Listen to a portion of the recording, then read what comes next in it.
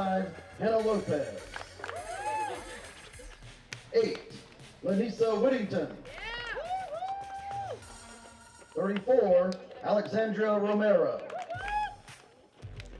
Their head coach is Casey Vassallo, assistant coach Alexandra Carroll. They are your Pasco-Hernando Bobcats. And now, ladies and gentlemen, introducing your FGC Timberwolves. Number 2, Rachel Smith. Number 6, Alexis Garman.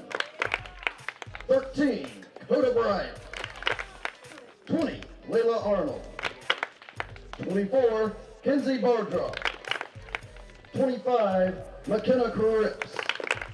32, Charlie Ruler. 33, Reagan Delarue. And now introducing our starters for today's game. Number 1, Milana Kennard. 19, Haley Law. 14, Haley Marker.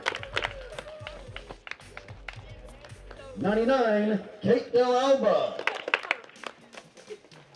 18, Riley Walker. 8, Karis Richardson. 00, Hannah LeBrew. Number 7, Gigi Santiago. Our head coaches, Jesus Rivera. Assistant coaches are Kara Smith and Jose Rivera. They are your FGC Timberwolves.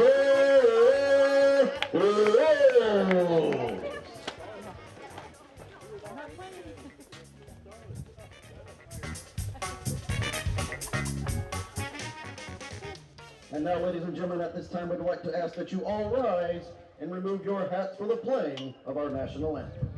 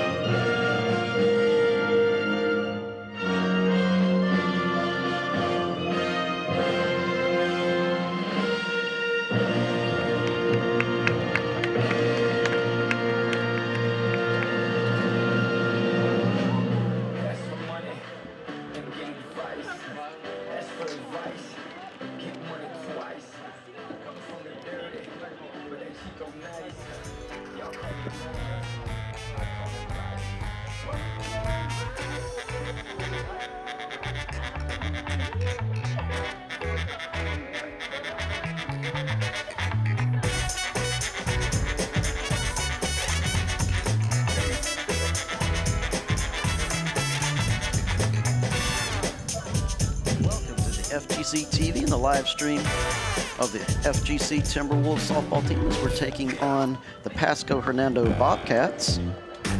I'm Jared Harris, joined alongside by Hunter Williams. How's it going today, Hunter? I'm doing all right, and we're back at it. It's been a couple weeks since we've been on the broadcast, and also a couple weeks since we've been at home. So I guess we'll get to see what we are gonna, obviously there's still a lot to learn as we head to the final month of the season.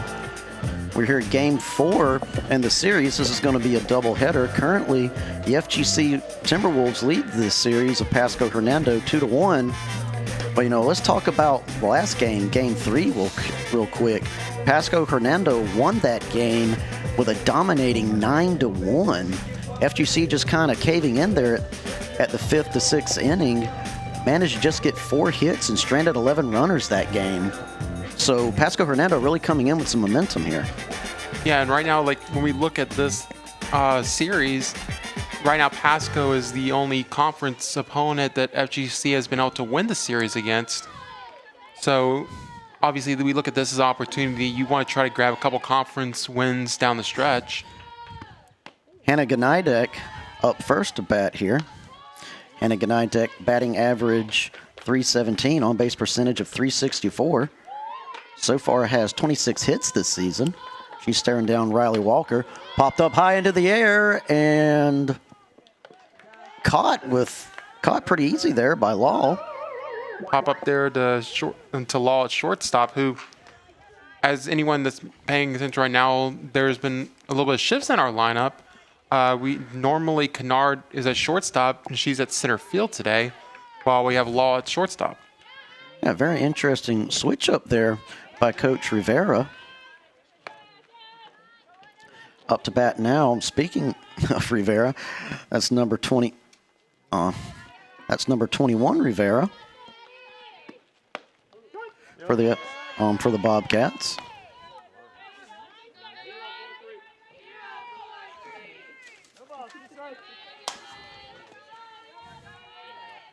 Adelise Rivera.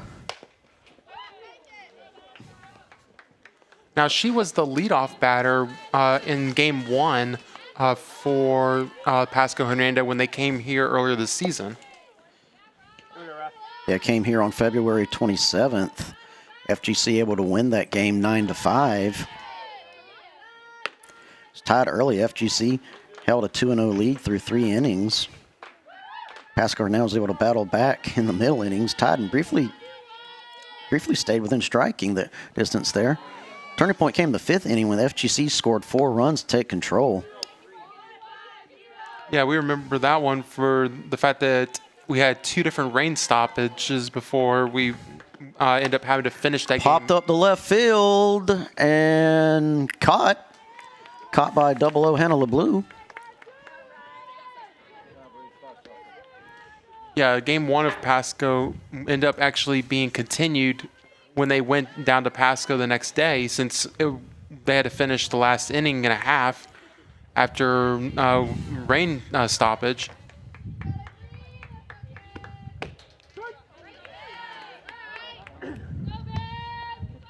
Browder now at bat.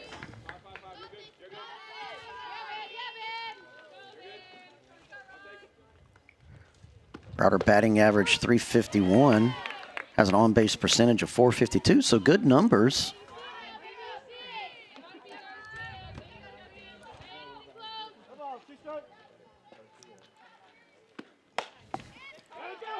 Pop up.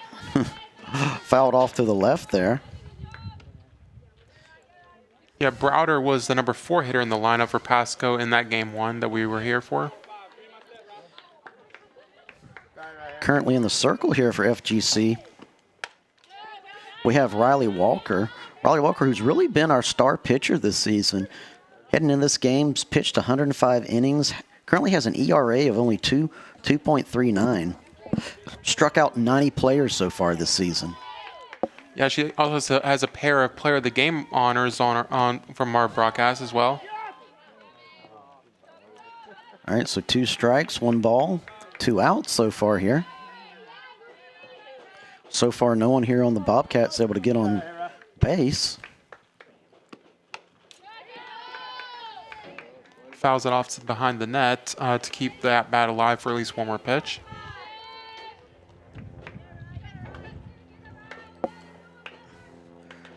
Riley Walker, just talk about that's going to be a strikeout for Browder. A strikeout looking there for the 3 up, 3 down. And now FGC gets a chance to put some runs on the board. You're just talking about Riley Walker there, just scoring another strikeout. You know, she was in the circle in Game 2, pitched all 7 innings. Was able to strike out 5 players in that game.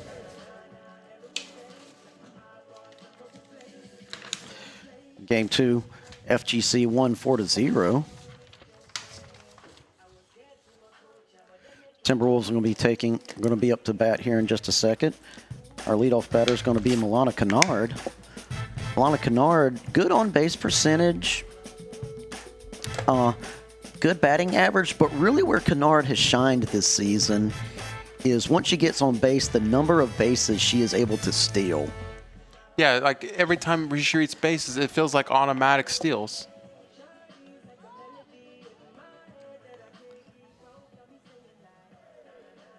Yeah, we actually have the sound effect for the Roadrunner. It feels like it's almost dedicated to her most of the time. You know, on February 27th, when FGC hosted the Pasco-Hernando Bobcats, we talked about Milana Kennard, was 3 for 4, scored 3 runs, and several stolen bases. So really good outing there in the first game way back in February.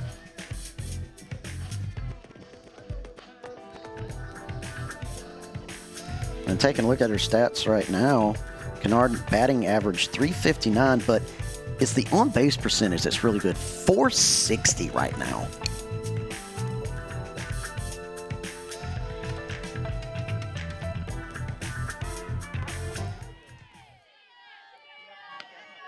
Right now it looks like Pasco's infield's playing up significantly for Kennard. Though that could end up being a mistake.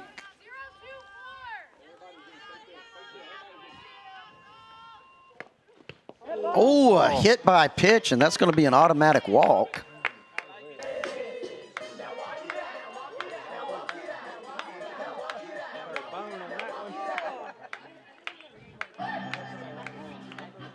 Kennard reaching first there, although I'm pretty sure that's not how she wanted to get there.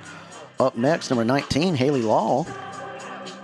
I mean, you ask most of these players, they'll probably tell you they just want to reach base by any means necessary. Though that one definitely looked like it hurt.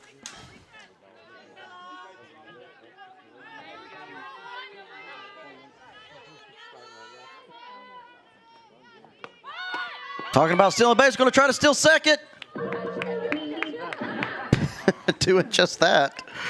Good steal there by Kennard.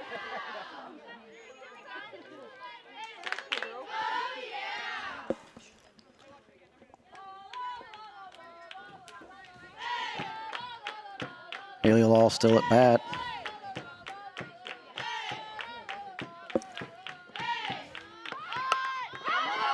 There's a bunt there, or an attempt at a bunt anyways. Yeah, it looked like Law was trying to go ahead and move Kennard over again. Get her to third base there. So 1 ball, 1 strike here for Law. So as we were talking about, Sophia Springler in the circle currently has pitched 46 innings for the Bobcats, struck out 11 players so far this season. And that bunt's down. Sack bunt's going to move Kennard to third.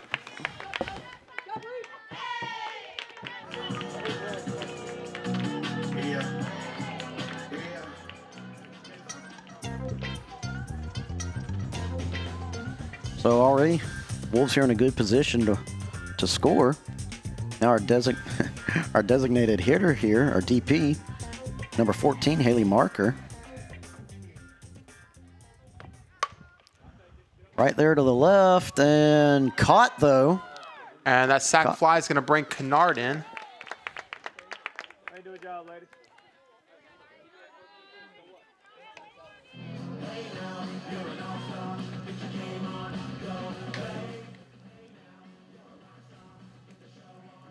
FGC playing the small ball perfectly here to get the first run on the board.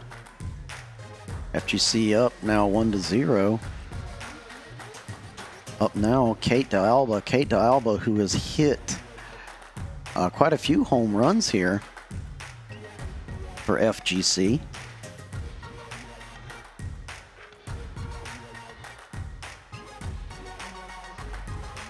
Hit some game-winning home runs, as a matter of fact. One player of the game several times on account of that.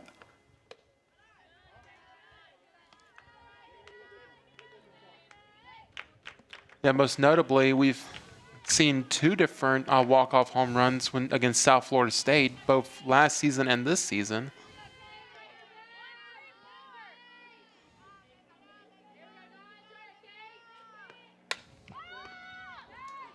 Pop That is going to land into the sand dunes. off to the right, but fouled off.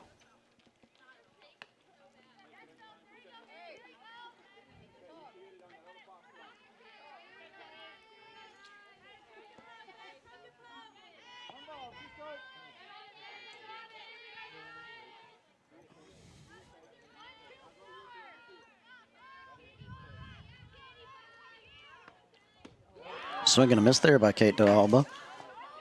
That's gonna do it. DeAlba getting struck out. So heading into the top of the second, and Wolves leading by 1. I mean, obviously, FGC's had some struggles getting hits, but the key part about taking an early lead, it gives you something to build off of.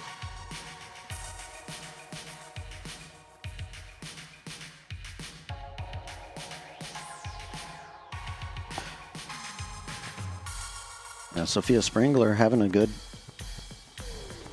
show for herself right there. This kind of ironic. This is actually Springler's first time starting off in the circle for the Bobcats against FGC. Did she see any action in relief? Had a little bit of action in relief, but let's say this first time starting off. But I mean, so far having a good showing, having a decent showing for herself there. Although Walker easily surpassing her so far.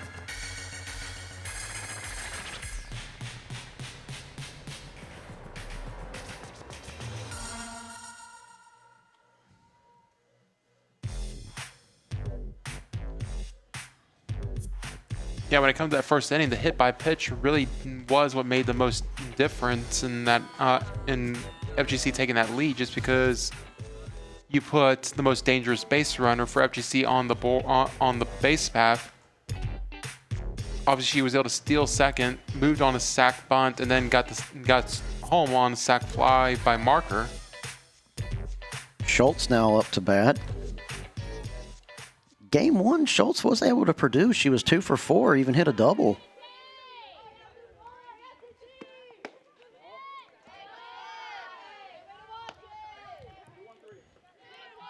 That inside pitch called a ball there.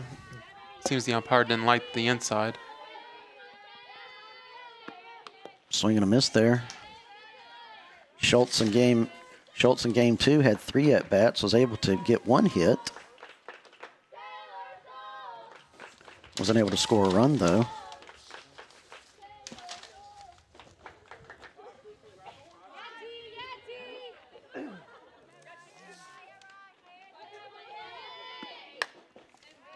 Popped up high, and that's going to be foul. Yeah, Schultz was able to reach on an error in right field in game 1.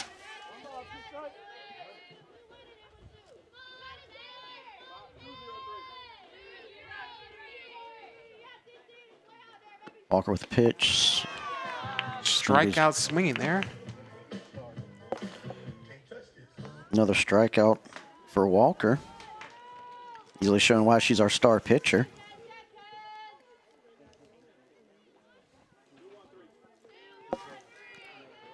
Quateraro up next, number 44.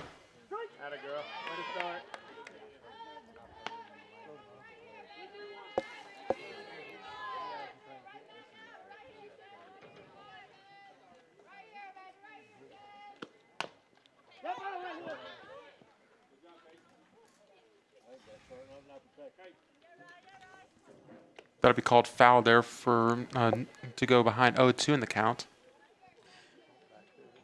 Yeah, Quateraro, batting average 211, only has a on-base percentage of 273. First ball there, 2 strikes already.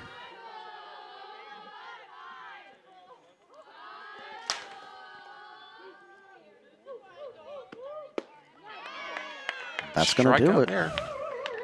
2 strikeouts in a row there. That brings the full counter for Walker to 3 strikeouts through 2 innings. Walker just really making this look easy here.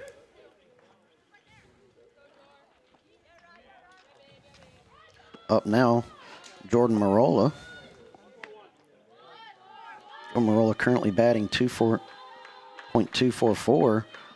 Pretty good on base percentage at .366. Down into the dirt, but caught, and that's going to do it. Ground out to first base there. Wait. Wait, no, hold on. Spoke too soon there. They're going to call that a foul ball.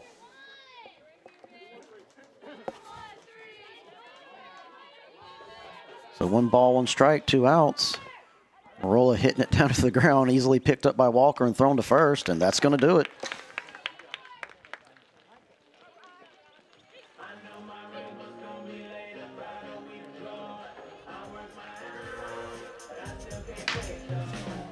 One pitch later, same result. Ground out to end the top of the second.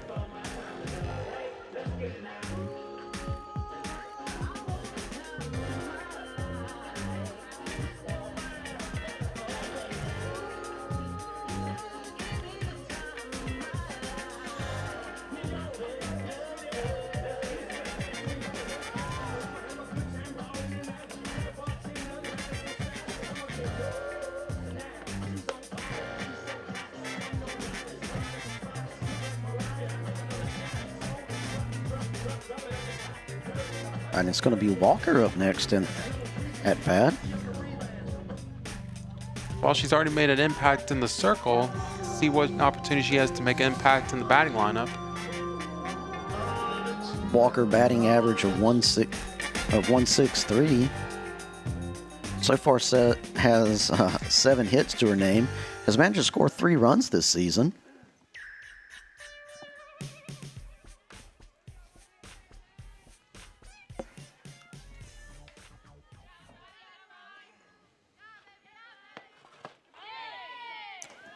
Going to be ball 1.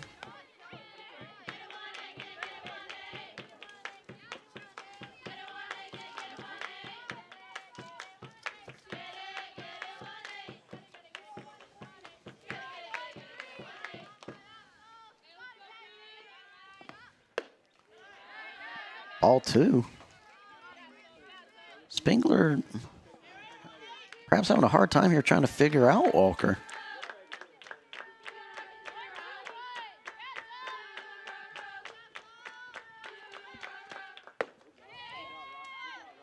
Ball 3. Walker possibly getting a walk here. No strikes as of yet.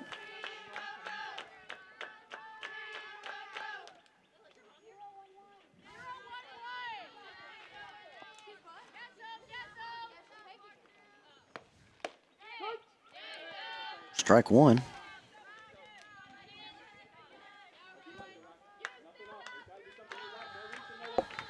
Hey, right center approach, right?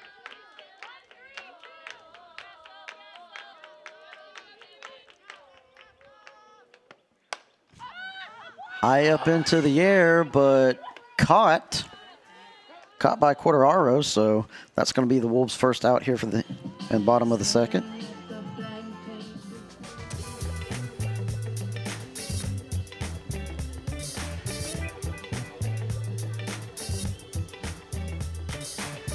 Richardson now up to bat.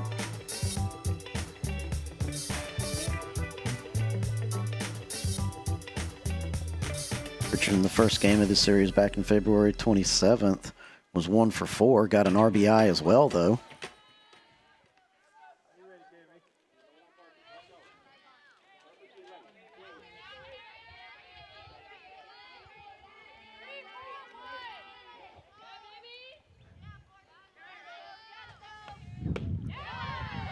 Strike 2.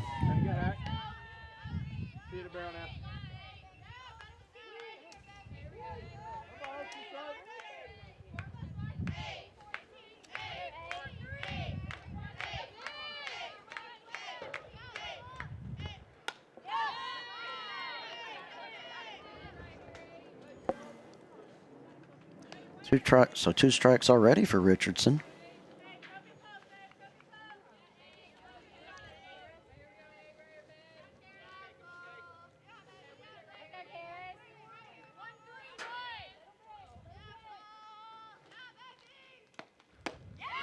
Oh, It's going to do it. Second strikeout there for Spengler.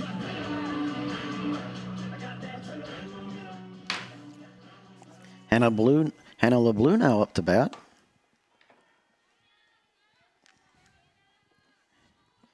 Hannah Blue currently has an on-base percentage of .308, has 16 hits to her name, managed to score 5 runs so far this season.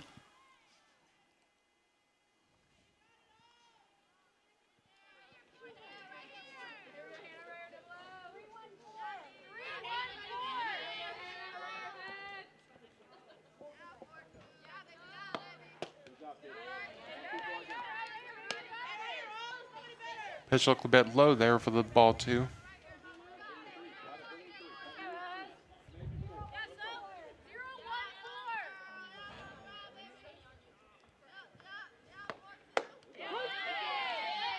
Strike one.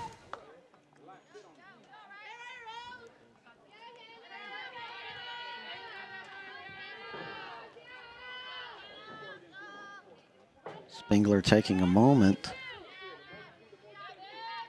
The umpire seems to like that outside edge pitch. 2's across the board. Wolves so far not able to get on base here in the second.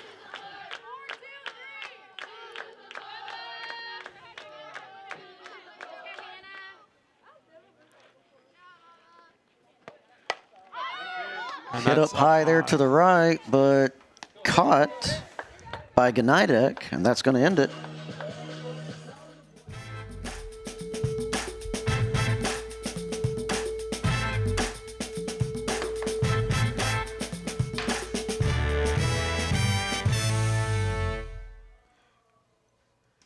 So heading into the third, and so far Hunter Wolves only with a 1-run lead. Yeah, and like they were able to get that. They got the run on the board, but they have still not been able to get a hit on the board, despite that run, because the one player that reached was Kennard on that hit by pitch, and it was 2 sacrifices that brought her in.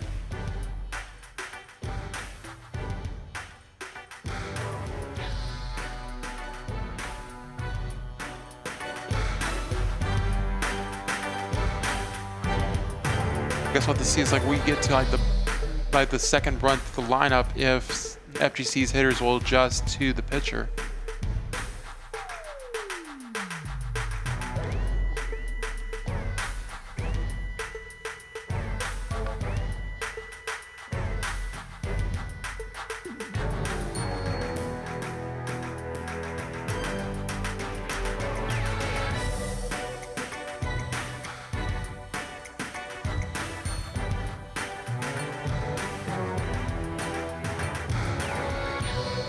Up to bat now, number 25, Hannah Lopez. Currently has an on-base percentage of .364. But so far, Walker really just doing just fine against this batting lineup. That's going to be strike one.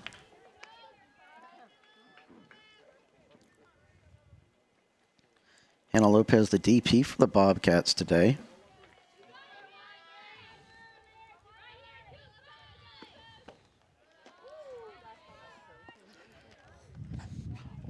Back in February 27th, when we hosted the Bobcats, Hannah Lopez was 0 for 2.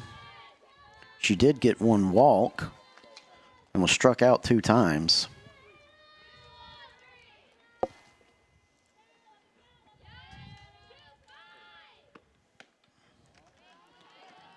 She was also the number 7 hitter in the lineup in that game, too.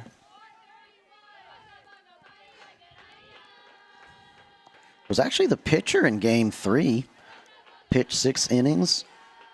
Only allowed 4 hits and 1 error. Got 5 strikeouts.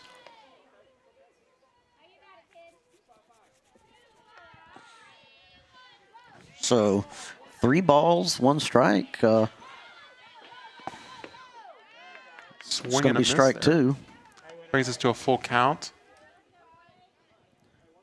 So far, the Bobcats not able to get on base. hitting it off into the foul territory.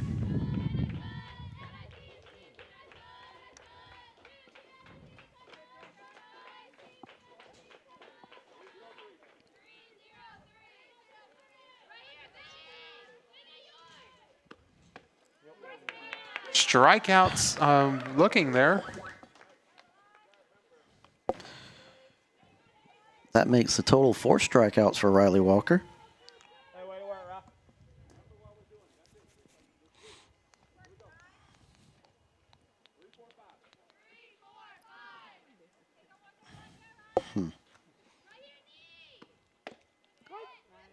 Lanisa Whittington now at bat.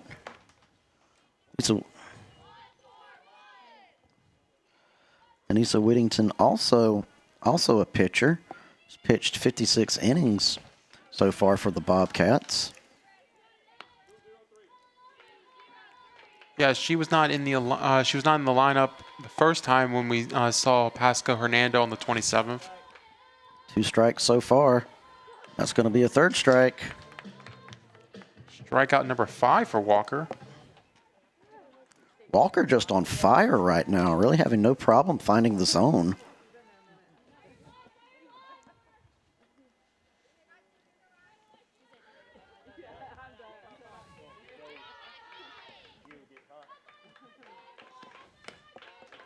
Of course, we know Walker has plenty of experience with this lineup, as we were talking about in Game 2 on March 1st. Pitched all 7 innings. Was able to get 5 strikeouts in Game 2. She's already got 5 at this point in time. Currently working on number 6.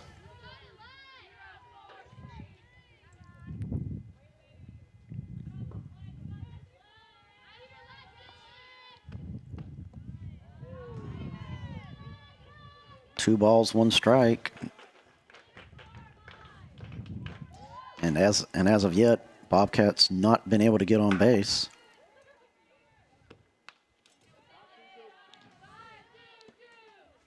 Fouls it off there to bring 2s across the board. Walker so far not giving any walks or hit by pitches.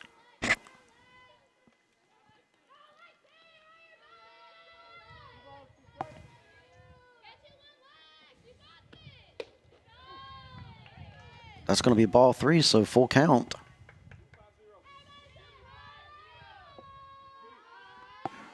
Romero here could be the first. Could possibly be the first Bobcat to get on base this game.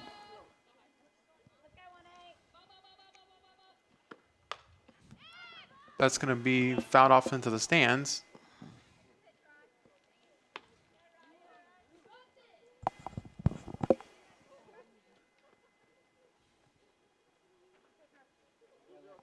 Hey, ground right here.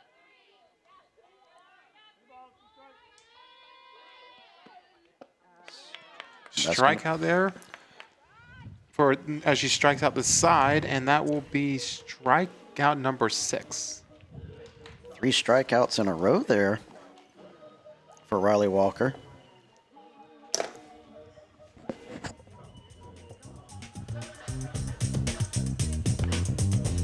Raleigh Turner going to be up to bat here in just a second.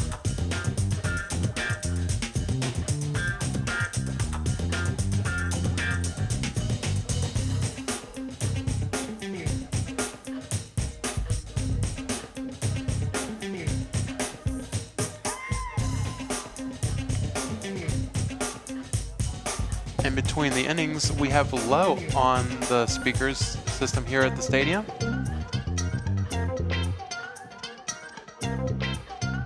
Said Raleigh Turner about to be up to bat. Was able to score 1 run in Game 1 of the series back in February 27th.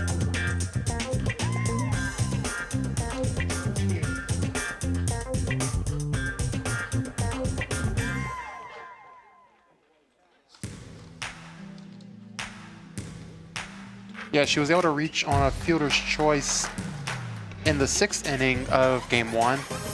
Was eventually brought in for Levi Richardson. Of course, at that time in Game 1, she was staring down Hannah Lopez. First time staring down Spengler here at home.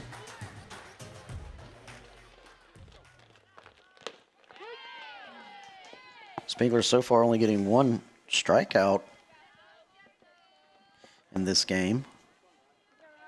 That's going to be strike one there for Turner.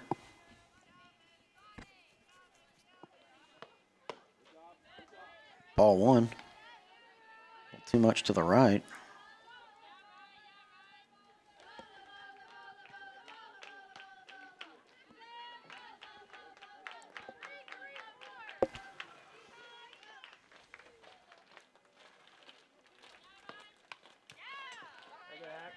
Strike two.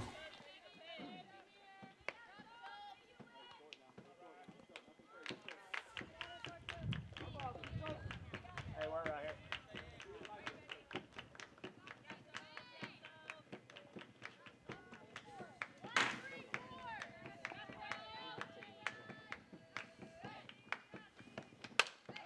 Hit there to right field and caught though. It just stayed Caught in the by air too Whittington. long. Good hit there by Turner. Yeah, really good contact there. It just stayed in the air a little bit too long. Gigi Santiago now up to bat.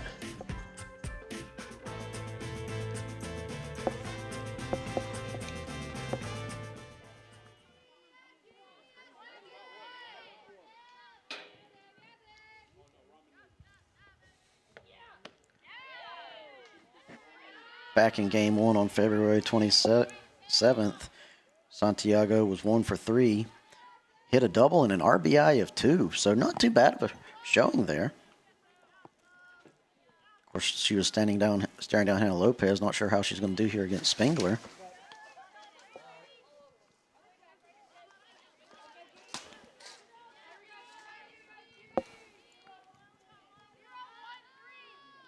Yes, Spengler so far throwing a no-hitter against FGC, with the only one who's reached base has been Kennard, who's on deck right now. 3 balls so far.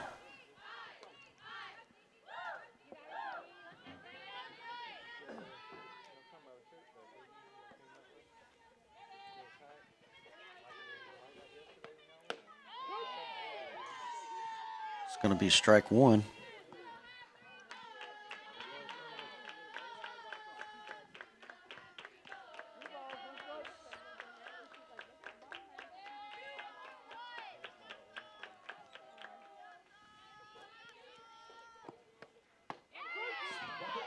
And no, that's going to be strike two. Brings it to a full count there. Yeah, say, the way Santiago was asking, acting there, I guess she thought it was going to be an automatic walk there. I mean, he is. Umpire not agreeing with that decision. I mean, the umpire, for the most part, has been calling those inside pitches as balls. Connected there, but knocked it foul to the right.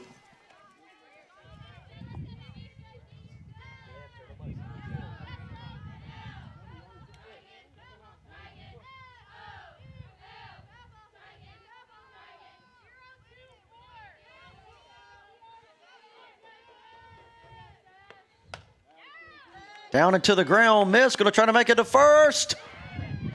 Oh.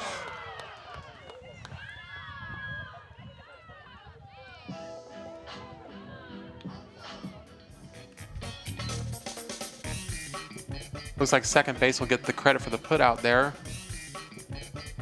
And that's going to bring Kennard to the plate. Kennard is through the first 9 in the lineup, which was the only player for FGC who reached base. That was coming off a hit by a pitch. Yeah, got on base, stole second, advanced off the sac bunt. Sac fly bringing her home. So, really the strategy in the first inning was just get Kennard on base and advance her. I mean, it worked.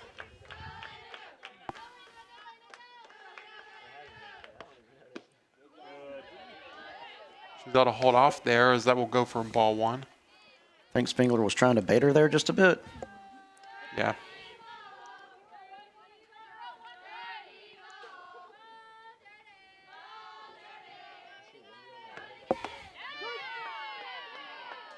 That's going to be strike two. Very similar placement there between the strike and the ball.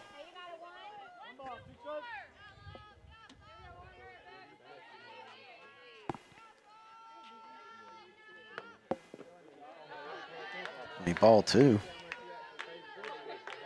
Kennard wisely held off on that one. Yeah, you could tell. I mean, tell pretty much was itching to hit it there, but then last second thought better of it. Ball on deck.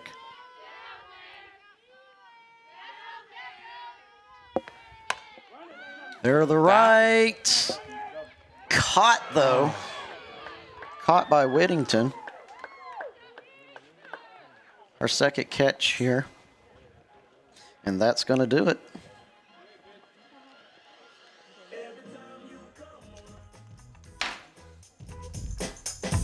So good hit there by Kennard, but just Whittington was just waiting right there in right field. Had to take a few steps to catch it, but did catch it. Yeah, she had to basically run almost to the fence to catch that one.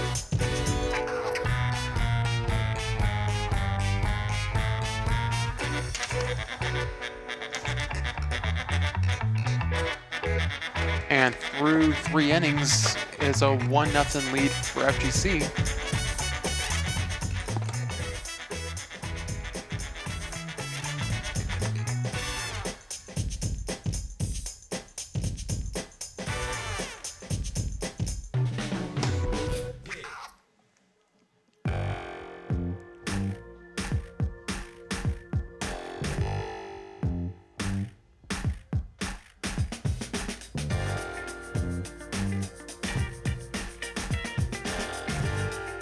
Back to the top of the lineup with Gnajdek.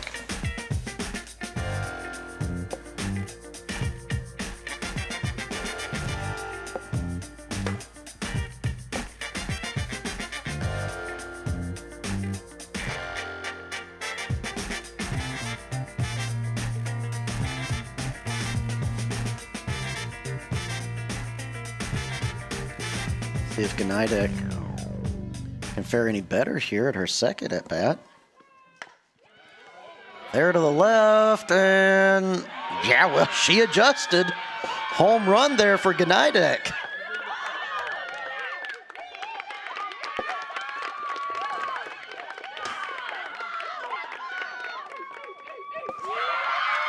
And that is the first actual hit in this game for either team.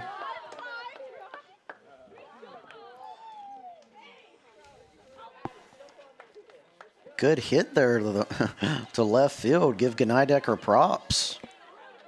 Hey, turn the page, let's go.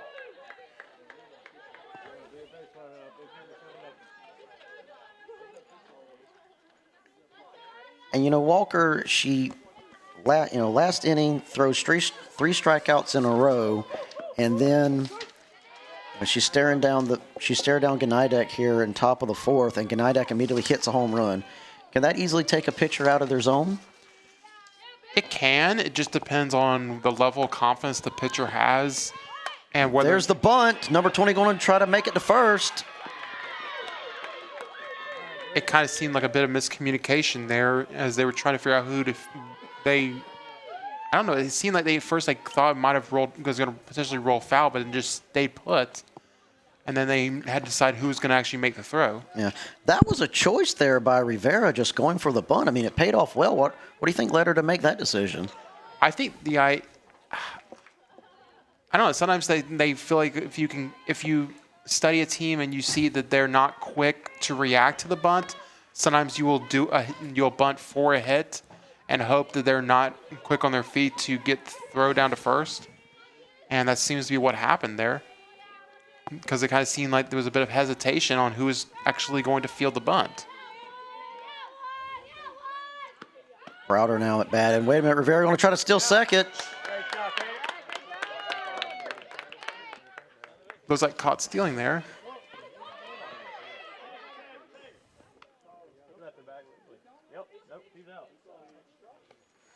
So Rivera caught stealing, so that's going to be our first out. Wait.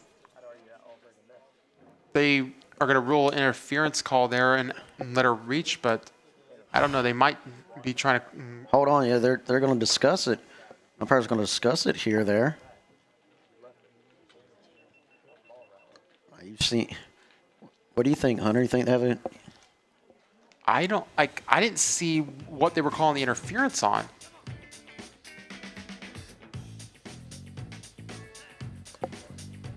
There we go. They fixed it.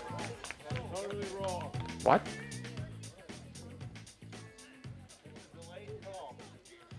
Looks like there's going to be another. The umpire Another called challenge. it out, and then she went right back to second. Bobcats head coach still challenging it, still talking with the umpire. Umpire explaining his decision and his reasoning.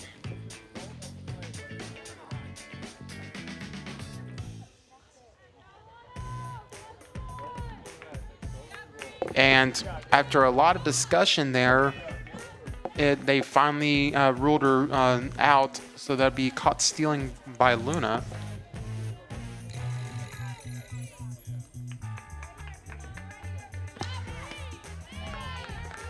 Crowder now still at bat.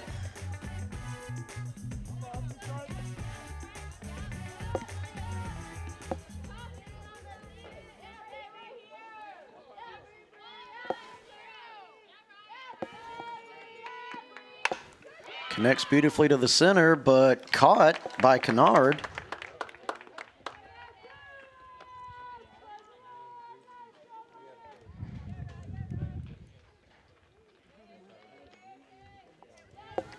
A little bit of a switch up here. Kennard normally at shortstop. Yeah, that was actually that's also been her first bit of action she's gotten at center field since the switch this game.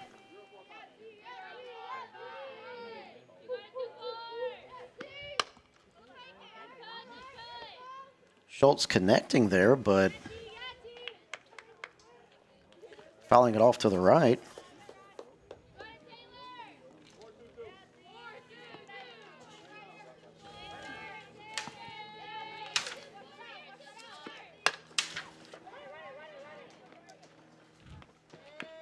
That's going to do it.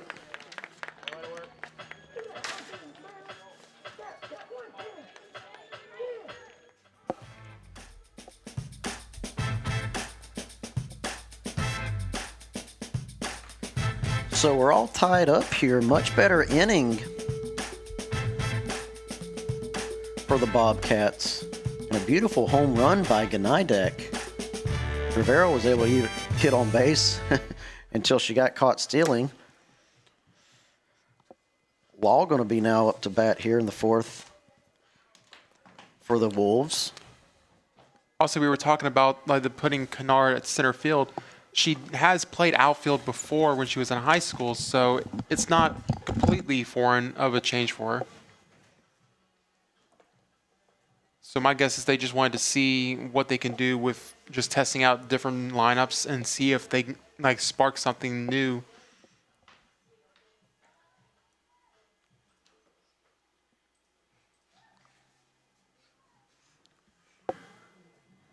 And Law's going to get us started off here as we head to the bottom of the fourth.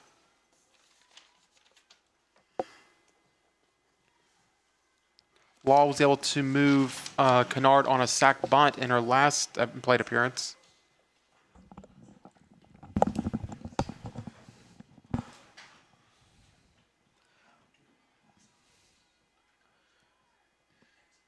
Yeah, so we know Law can connect. Just a matter of can she get on base. So far, 2 balls.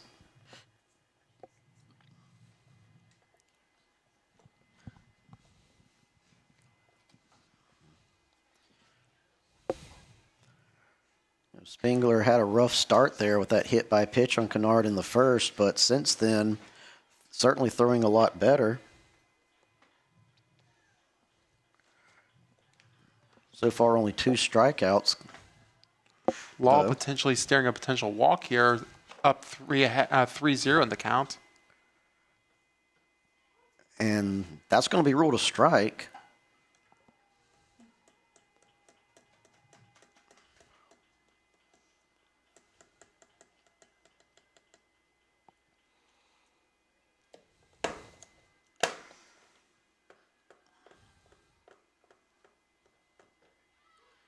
It's going to be strike 2, full count now.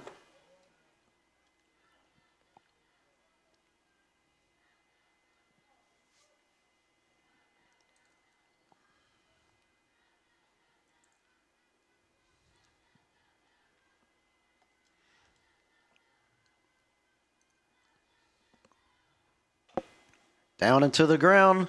Law going to try to make it safely to first. She is safe. That'll be FGC's first hit registered in this game so far, and that's going to bring Marker to the plate.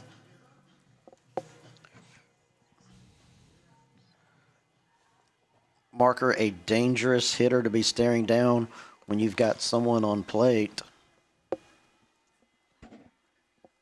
Also been really overdue for a big hit for a while now.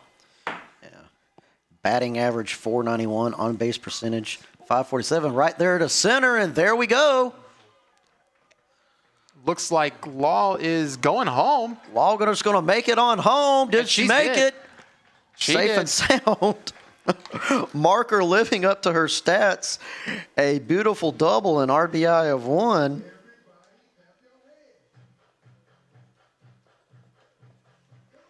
And just like that, FGC is back in the lead.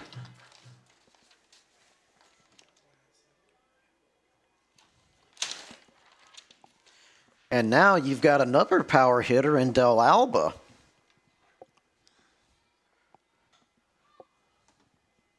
Talk about Del Alba has hit several not only home runs, but several game-winning home runs.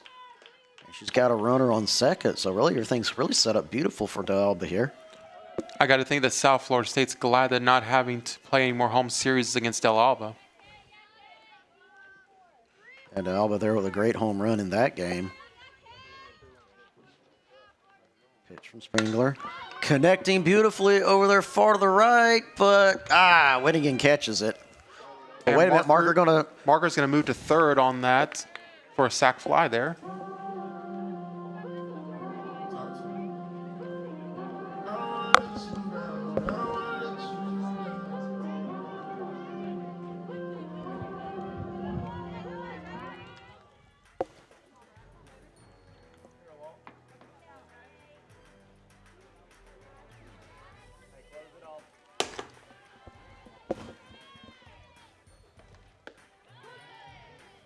Walker now back of it at bat.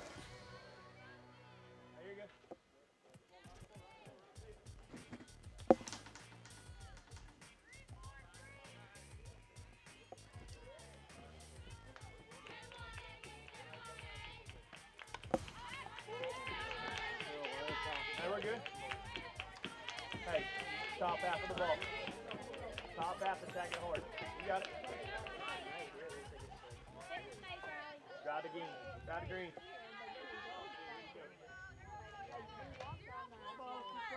2 strikes, no outs here for Walker.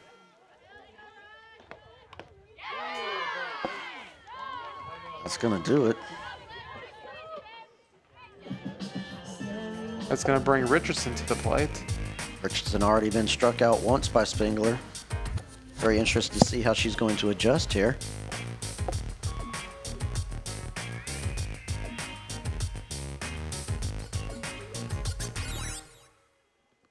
Coach having a word with her here at the moment. Coach Jose Rivera.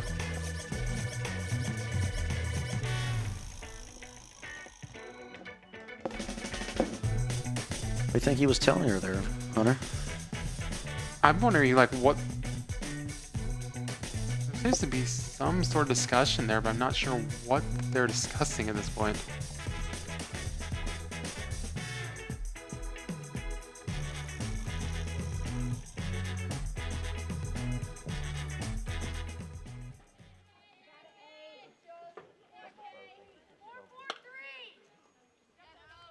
Maybe they're discussing something with the defensive alignment. Connects, but hits it foul to the right.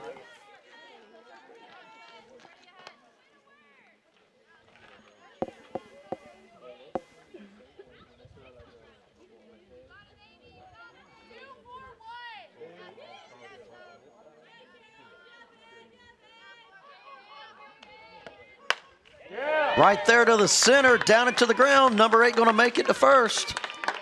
And that will be that single there to center field will bring home Marker.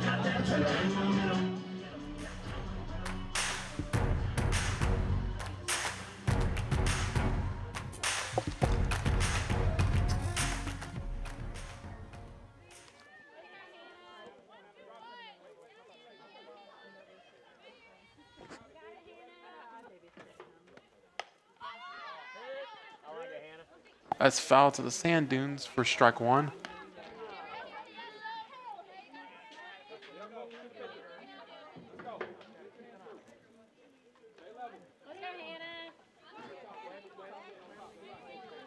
FGC now up 3-1.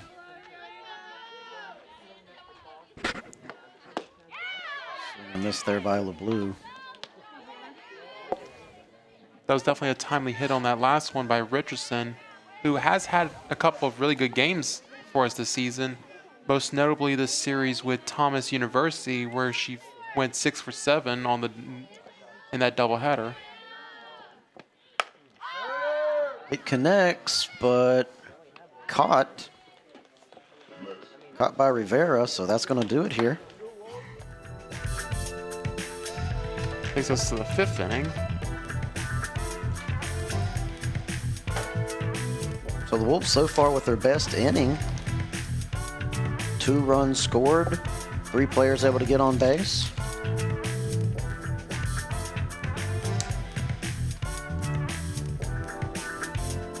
Unless there's a change to the lineup, it will likely be Cordero leading it off for Pasco.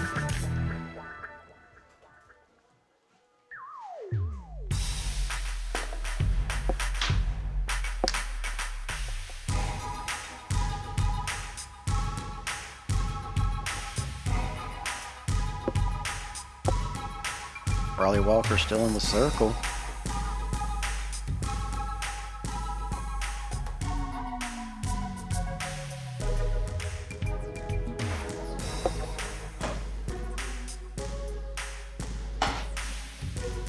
And we talk about Riley. Of course, you know, Riley's been having a heck of a game.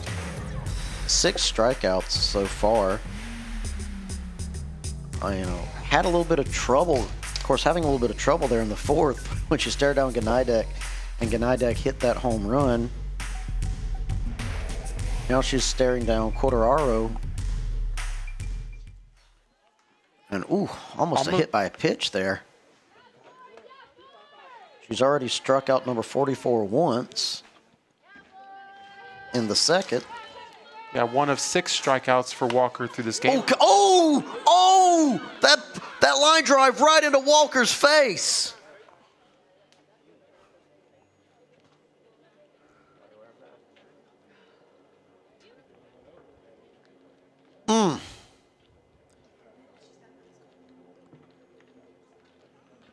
Let this be a reminder to any players out there that are questioning whether or not you want to wear a face mask in the infield.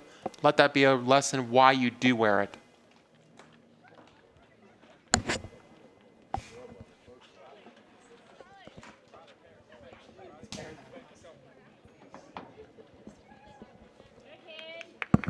Well, luckily, I think we can all breathe a sigh of relief. Walker is okay. Thank goodness she was wearing her mask. Now, of course, Cordero able to make it on first there with a single. Turn it, restart, kid.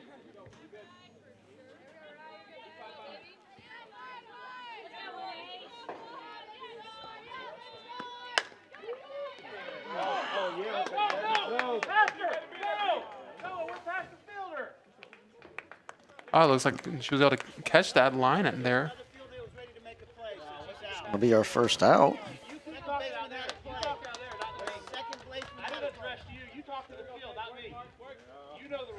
Marola getting a single there. Hey! You're a guest here. Leave them alone. Relax, buddy. I'll take you out myself. That's 2 singles in a row. Wait a minute. Who was called out, though?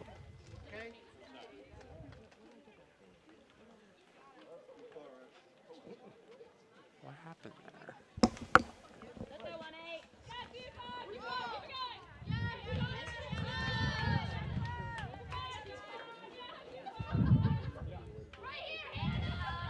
All right, there's a pitch from Walker, and you know, it coming pretty close to grazing number 25 Lopez there. Lopez already been struck out once. Yeah, there was some mid-pitch extracurriculars between some of the fans.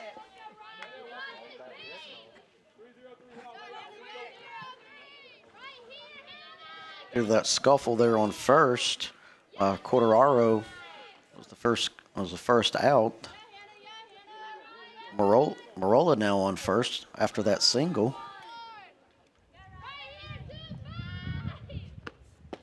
Swing and a miss there by Lopez. That's going to be strike 2.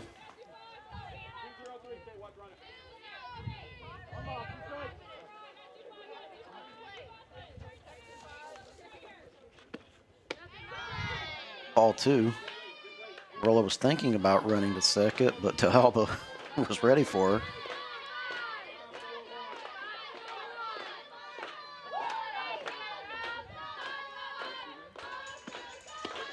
Swing and a miss, and that's going to do it. Strikeout number 7.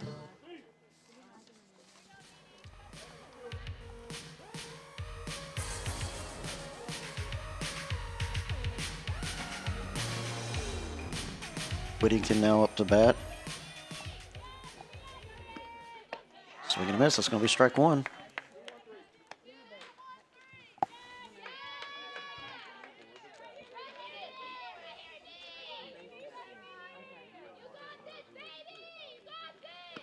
It's going to be ball 1. Strike 1, excuse me. 1 ball, 1 strike.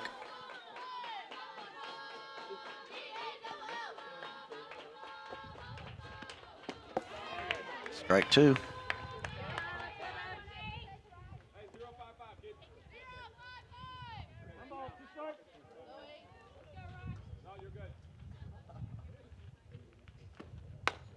Down and to the ground.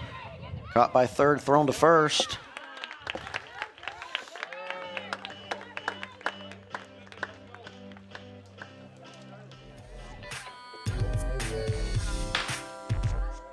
So, not a, the Bobcats able to get on base twice, but weren't really able to do anything with it there. LeBlue going to be up to bat now for the Timberwolves.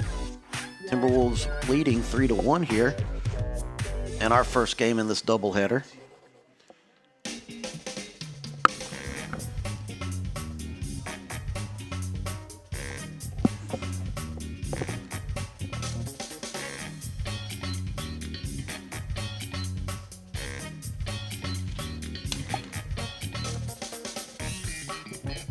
Correction there, it's going to be Turner up to bat.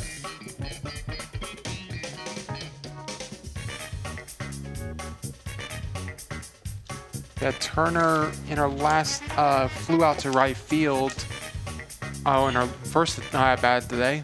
Yeah, it was a very good catch there by Whittington.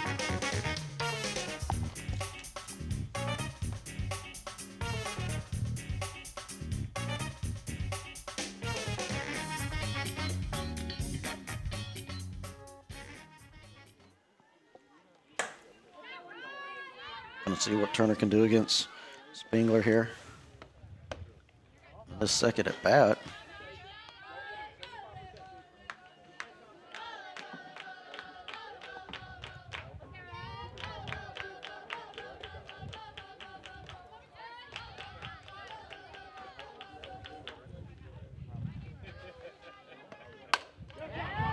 Right there to center field, down into the ground. Turner going to take first. Good single there from Turner. That's going to bring Santiago to the plate.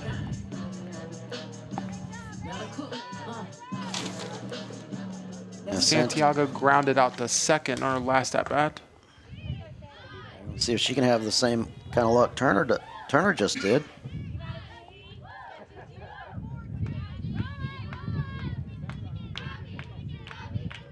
Spengler now with the throw. Santiago connecting it, but fouling it off to the right.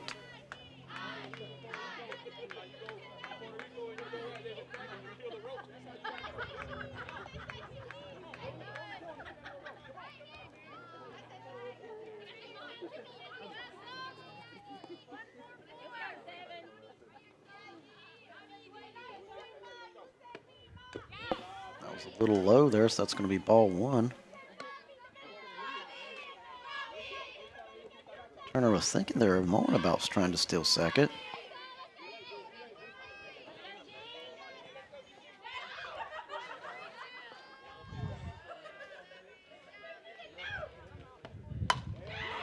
There to the right. Oh, but caught. Double play. Oh, yep. 2 outs in a row there.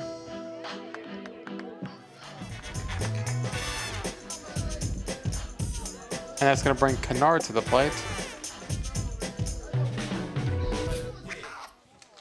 Kennard reached by hit by pitch and then had that fly out to right field in her 2 previous plate appearances.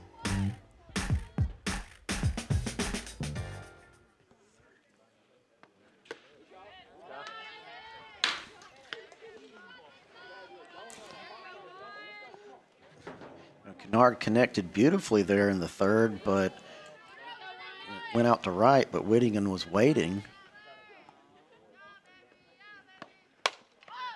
Connected again, going to the left, and caught there by Marola, and that's going to do it here for the 5th.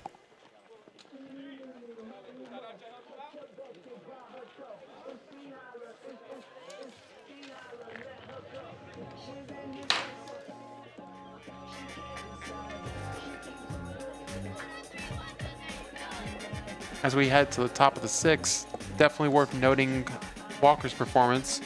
Only 2 hits allowed so far and 7 strikeouts. Walker doing very well for herself, even with that line drive right to the face. Oh, that's okay. Yeah, correction, 3 hits. I forgot about that one.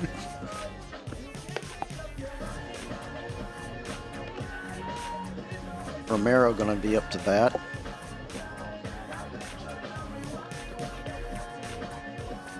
You know, those that are familiar with the patterns here of FGC, we talked about in game 3 of this series on March 1st, how it really fell apart for FGC in innings 5 and 6.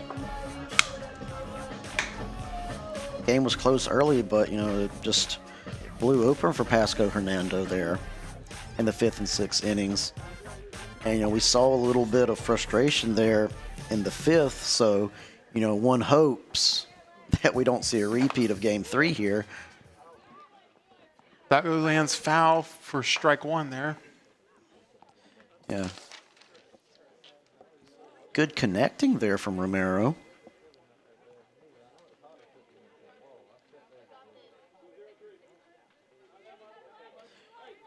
Now talk about game 3. Romero was 2 for 3, got an RBI and a double and a stolen base in game 3 on March 1st. Currently 2 strikes right now for her, though. Already been struck out once by Walker this game. It's going to be ball 1.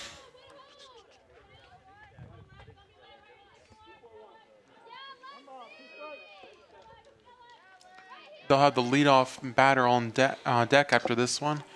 Popped up into the air, but caught. Yeah, pop Caught up by there to Santiago.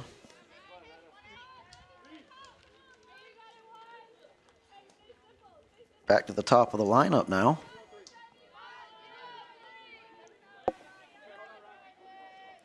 Definitely got to watch this batter. She did have that home run shot in her last play appearance.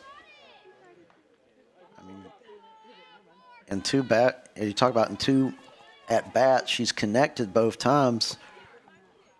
Of course, first time it was a pop-up, caught by the shortstop, caught by Law, but, you know, second time, Gnidek's at bat, hits a home run. Miss there. Strike 2. 1 ball, 2 strikes, 1 out. A bit of deceptive power on the hit because it did not look like it was going to be going over the fence when it was first hit. Down into the ground, but caught and thrown to first.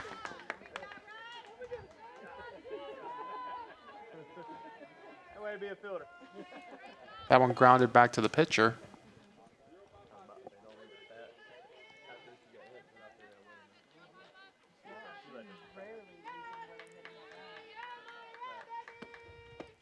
Swing and a miss there by Rivera. She reached on a bunt and was later caught stealing with her last plate appearance. Yeah, I don't think she's going to try that again. I imagine Walker's going to be looking for it this time. Down into the connects, but goes foul to the left.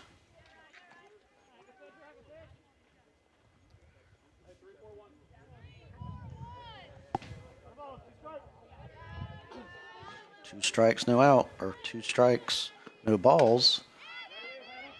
Hit up into the air, but caught with ease by LeBlue, and that's going to do it.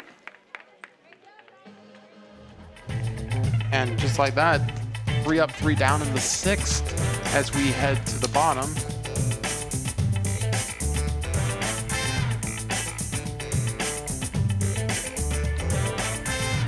And it feels like Law will be up to lead us off unless there's any kind of change here. Imagine Coach Rivera is going to keep Law. Law doing good so far here. That sack bunt in the first was able to advance Kennard to third. Got a single in the 4th. I was able to turn that into a run scored.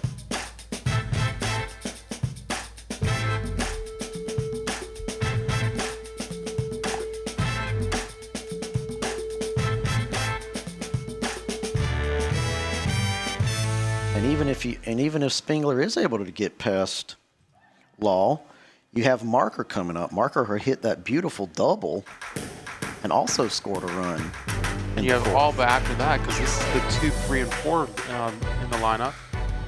And even if you get past Marker, you still got to worry about Del Alba, who has just as much home run hitting power as Marker.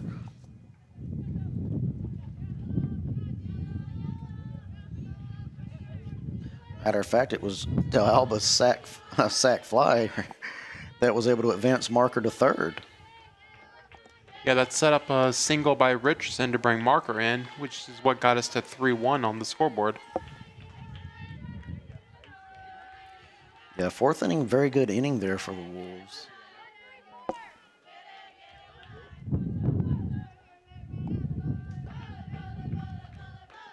Spengler there with the pitch, and Law almost went for it.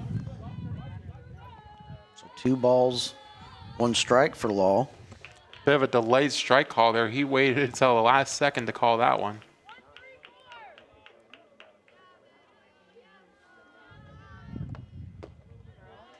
That one low for ball 3.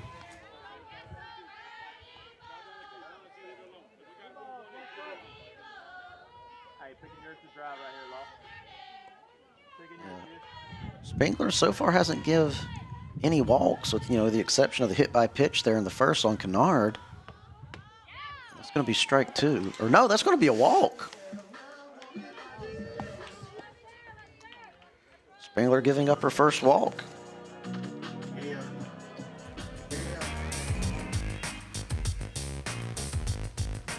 Now Marker back up to bat. And we're kind of seeing a repeat of history here in the 4th. Law's on first, Marker up to bat. We're talking about Marker hit that beautiful double. Allowed Law to score a run.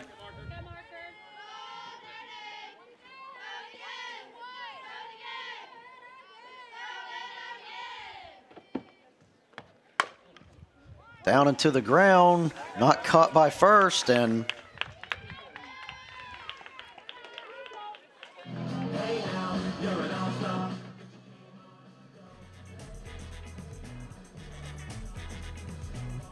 now Del Alba up to bat.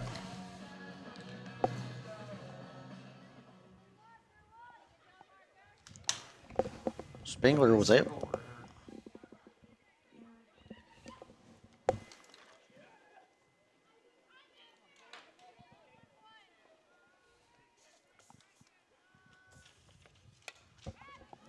Alba connecting good there. Spengler was able to strike out Alba in the first, but I think Alba has her figured out here. Talked about hit that beautiful sac fly in the 4th. Now here in the 6th, we have runners on 1st and 2nd.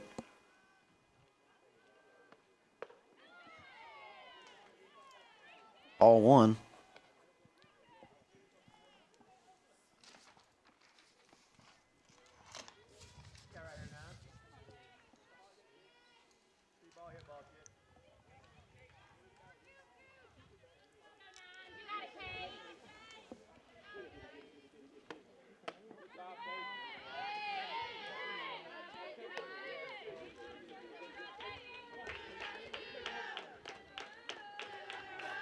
Hey, Ted, on yours. 2 balls, 1 strike for D'Alba.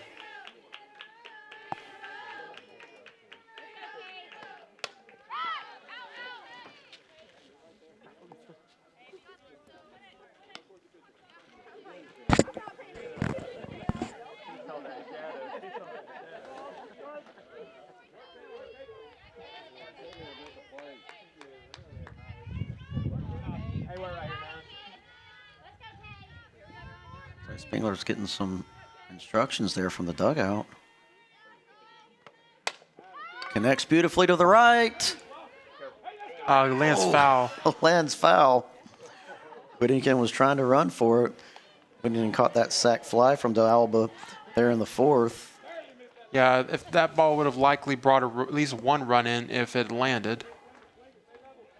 2 balls, 2 strikes, no outs.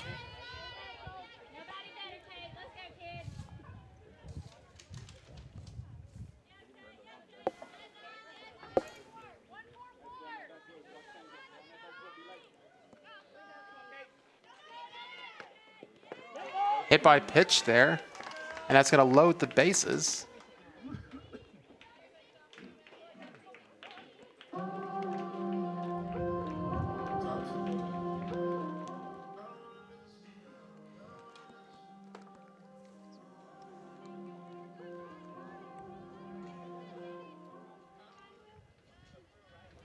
A bit of irony here, because you were talking earlier about how Game 3 kind of fell apart for FGC the last time these two met up. Here we are in Game 4, and it seems like the 6th inning seems to be where Pasco's kind of falling apart. Bobcats coach having a meeting here in the circle. Guess she's probably thinking it's time to take Spengler out for the game. I don't see them warming up any other pitchers. Of course, they still have Hannah Lopez, who in Game 3 pitched 6 innings, got 5 strikeouts. No, they're going to keep Spengler in. Do you agree with that decision there, Hunter? Being a former coach yourself? I wonder if the idea here is like they might be wanting to save Lopez for the second game of this doubleheader and may not want to put her in quite yet. Though, I don't know, like she hadn't really been struggling up until this inning, so maybe they felt like they can kind of get her mentally back in it and finish the game out.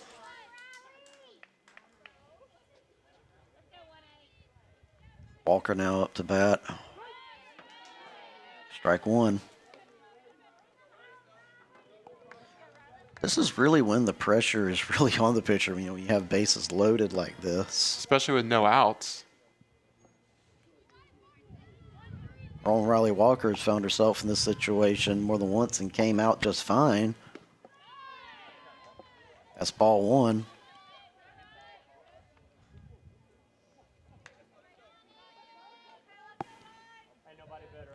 Really the danger in like these situations when it's bases loaded and no outs is just the fact there's a lot of ways for you to be able to score runs, and it puts a lot of heat on.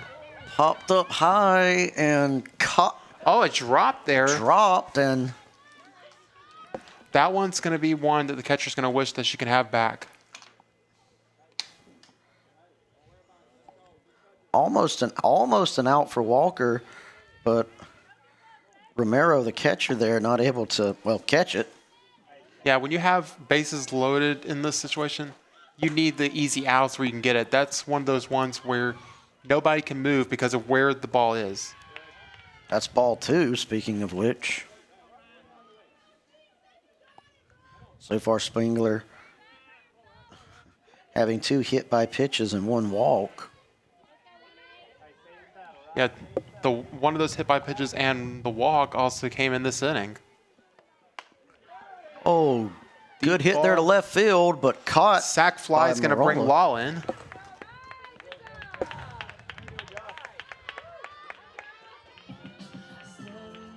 And that's going to put Richardson to the plate. 2 runners on, 1 out. Now, remember, Richardson was able to bring Marker in with a single in her last plate appearance.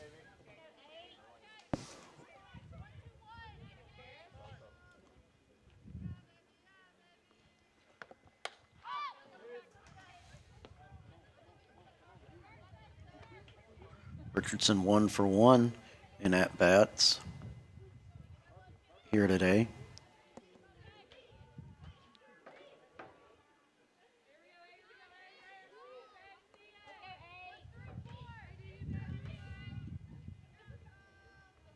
Pitch from Spengler, and that was low, and that's going to be... Oh, it's going to be ruled hit by pitch there. Oh! I mean, it must have grazed her. It didn't look like a hitter, though.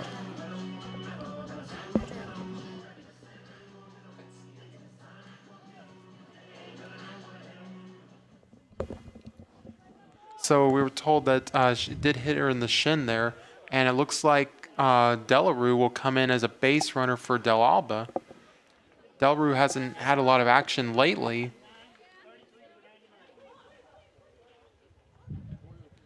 And for the second time this inning, we have a bases loaded situation.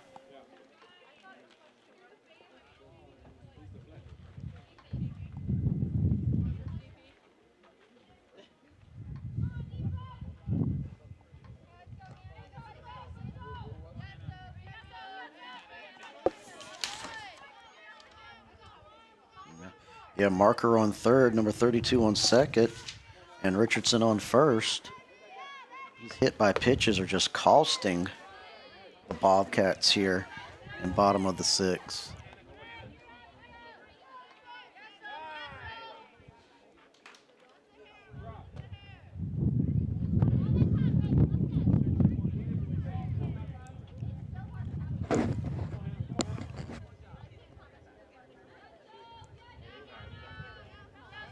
Some sort of discussion there, it seems, between the umpire and the pitcher.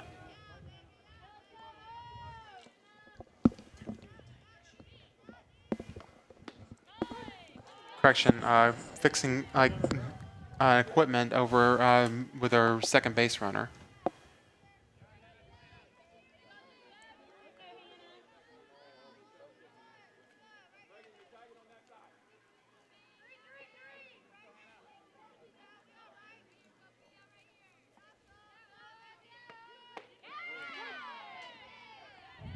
It's going to be strike 2. Only 1 out so far.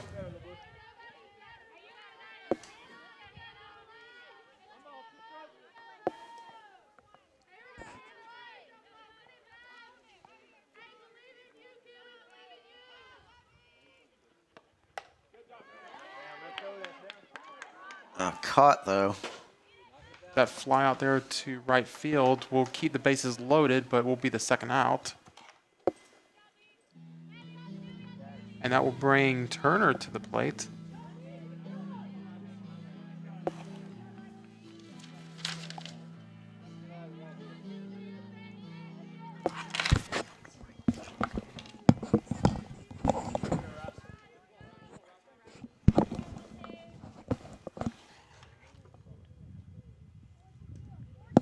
Turner was able to get a single into center field on her last plate appearance. Throws a little too much to the right, so that's going to be ball 1, I believe.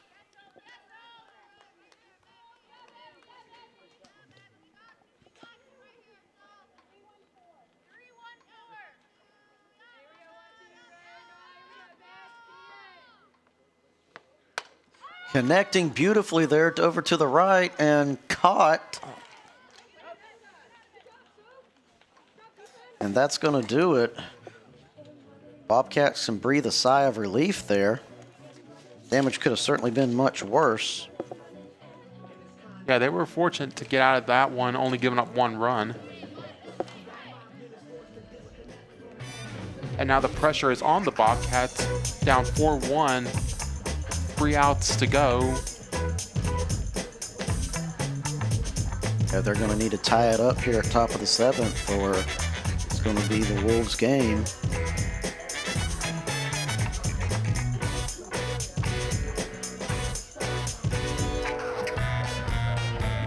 Yeah, a win here by the Timberwolves would clinch the season series against Pasco.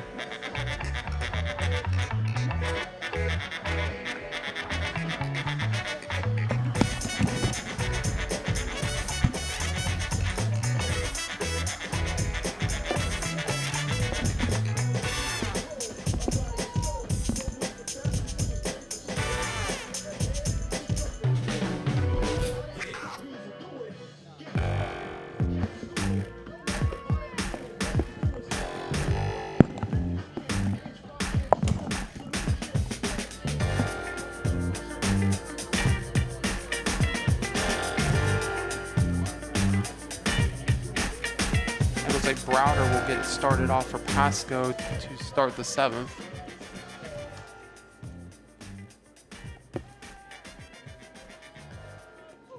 Browder, who so far has not been able to get on base, got struck out by Walker in the first.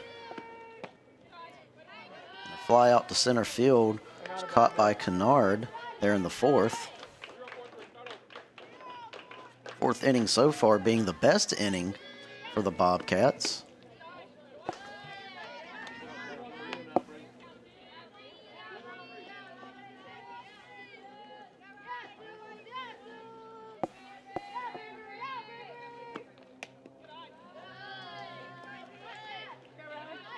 All the way back. All 3.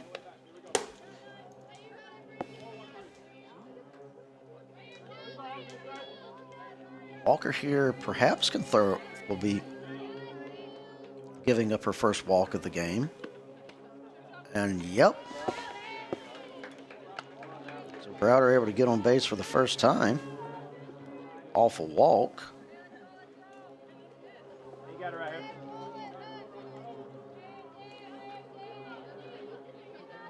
Hey, reset, grind right here. Walker, just like she did in game 2, has pitched 7 innings so far.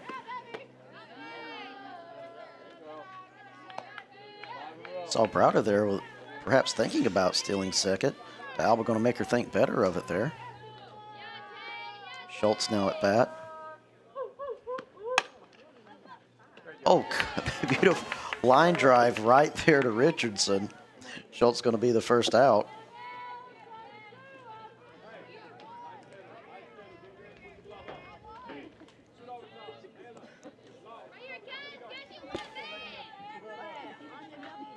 Quartararo now up to bat.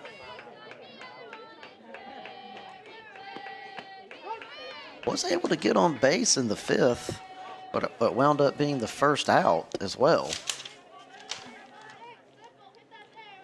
Yeah, that was, if I remember, yeah, that was she hit it back to the pitcher. I believe it was actually on that line drive that we were very concerned about initially for Walker.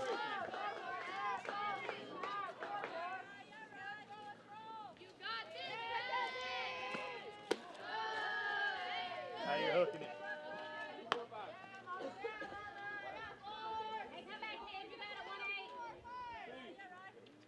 Hey, finish through it. You got it here, right?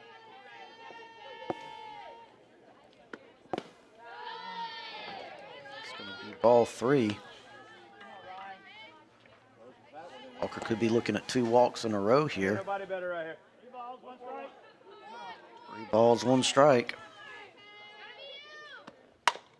Connecting to the ground, but caught by a good double play there. Almost a double play. Almost a double play. They didn't give them the one at first, so it'd be a fielder's choice, but that will be putting FGC 1 out away from the season series against Pasco.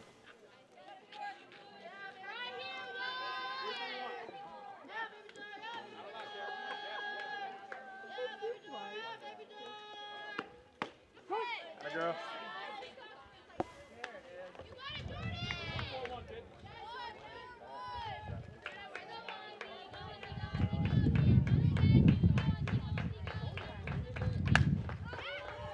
Fly out there Connected to right field. and no, dropped.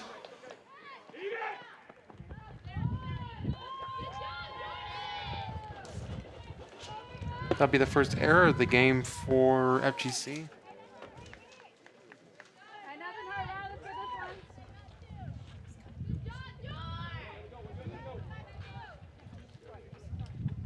Turn the page, reset.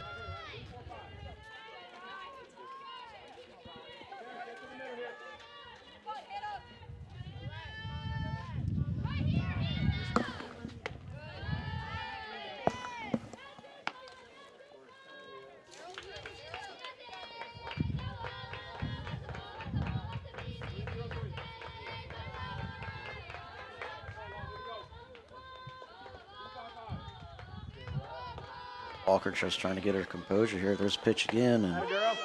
Yes, ma'am.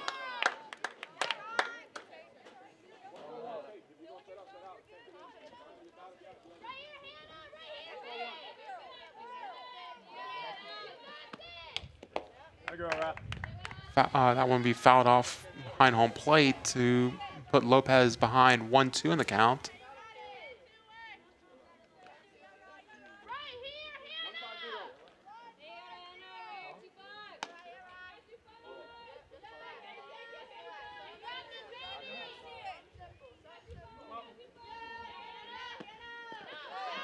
See you working. low there. See you working. 2 balls, 2 strikes, 2 outs. Walker's in dangerous territory. We've similar position to what Spengler was at top of the 7th. One good throw is all it takes, though. Down into the ground, caught by Walker. And the ground out to first. And Wolves are going to take it.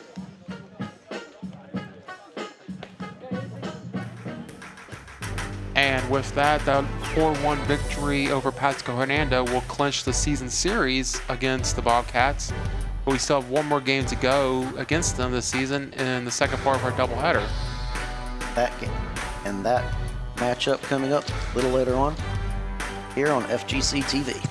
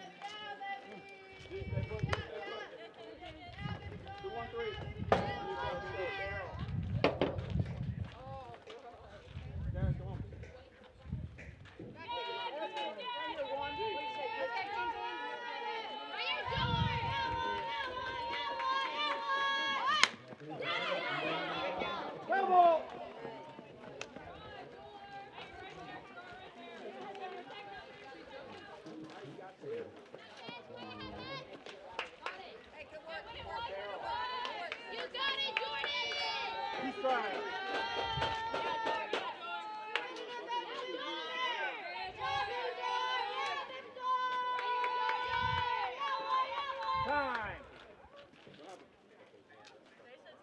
Yeah, Jor! Yeah, Jor! Play.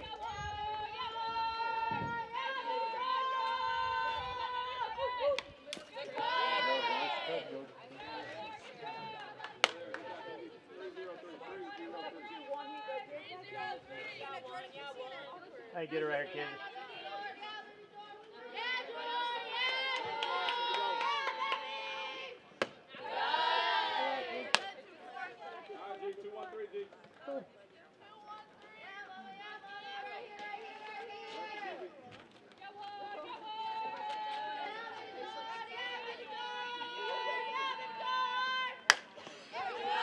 Nope.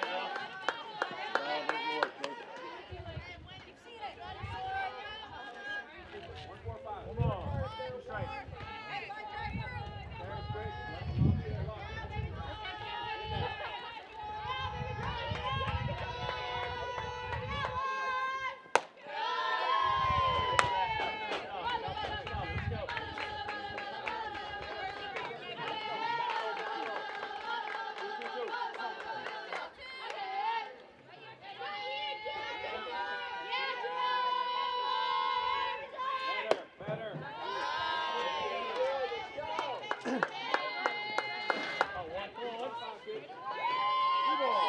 You got it right here, kid.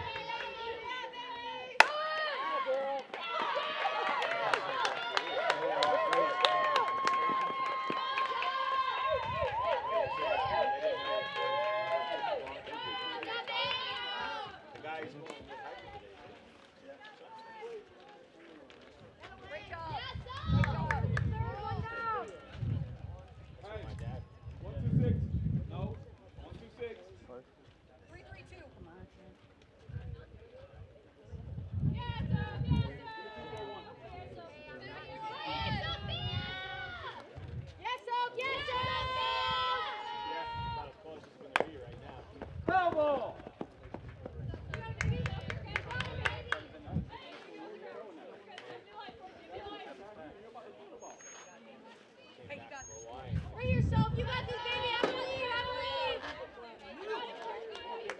You got this.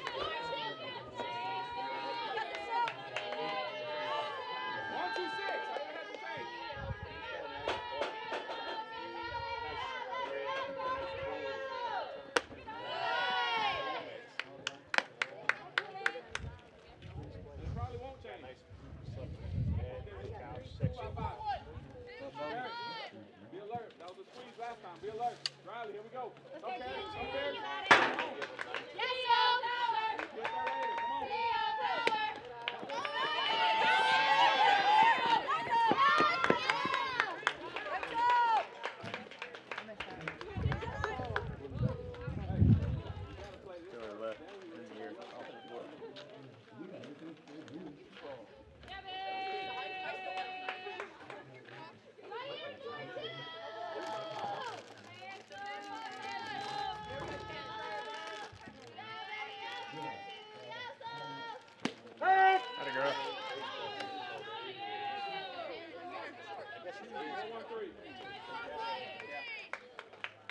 Yes, sir.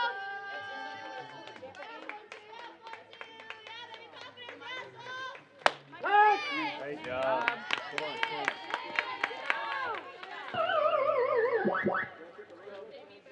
Start early.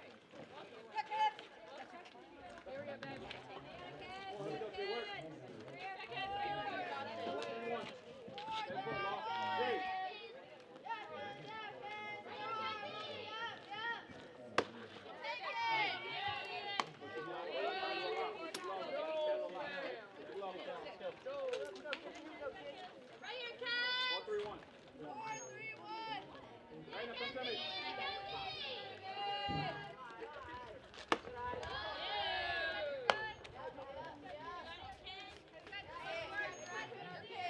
4-3-1.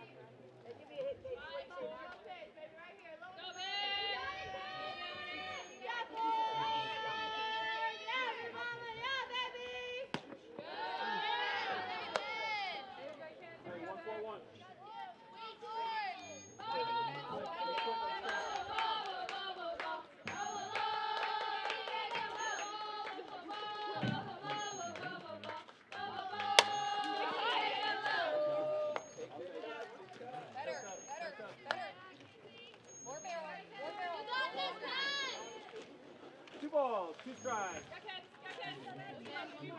Right here, Kenzie. Right here. Yeah, Kenzie, move. Yeah, baby. Yeah, baby. Great job.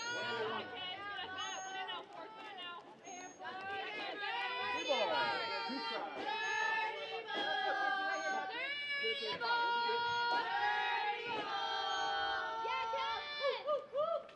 Bad ball.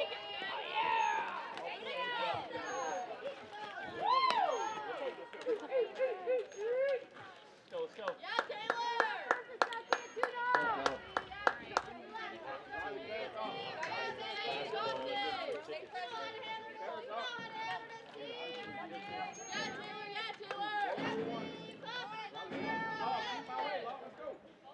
Second toward him.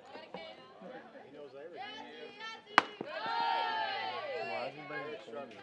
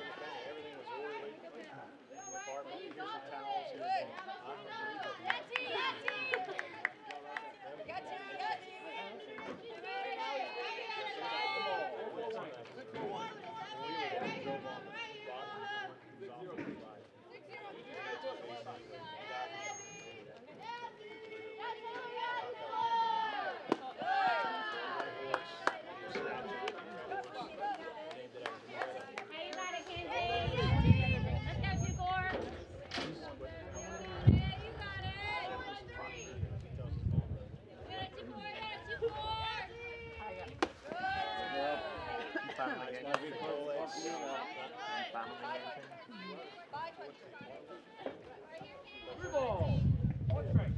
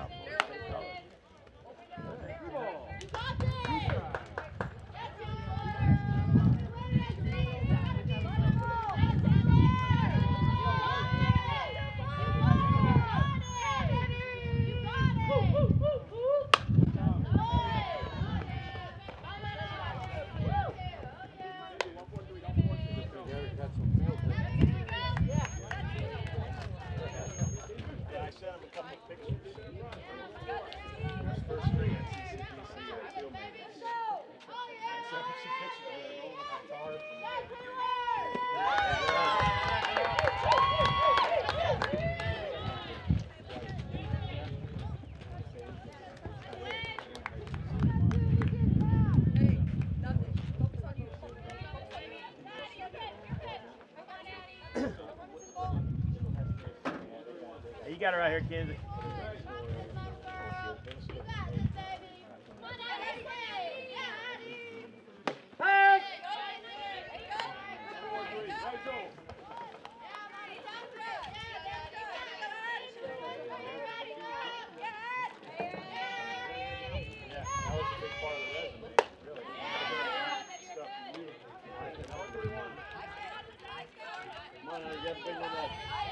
Two strikes.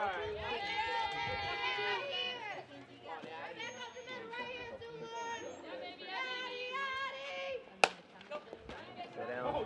Good.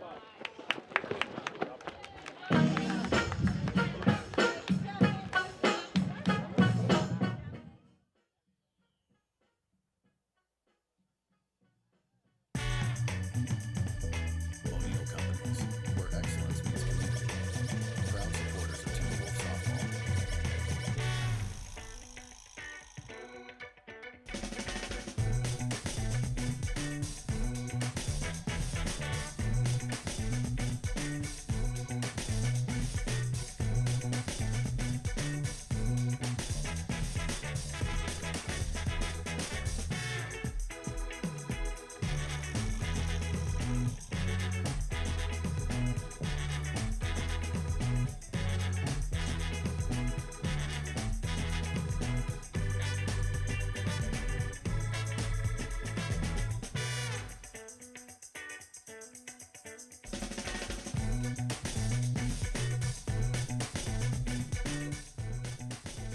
Hunter, you know, she got hit by a pitch, so she got on first, stole second, sack bunt from Law, advanced her to third, and then a sack fly by Marker.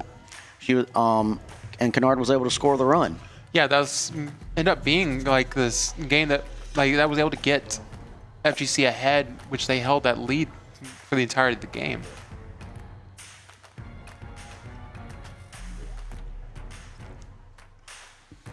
Trying to see how Kennard can start off the batting lineup for FGC in game 2.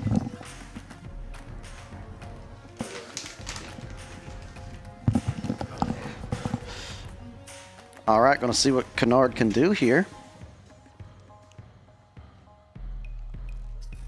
We always talk about the steals, and that's something that she can do once she reaches base.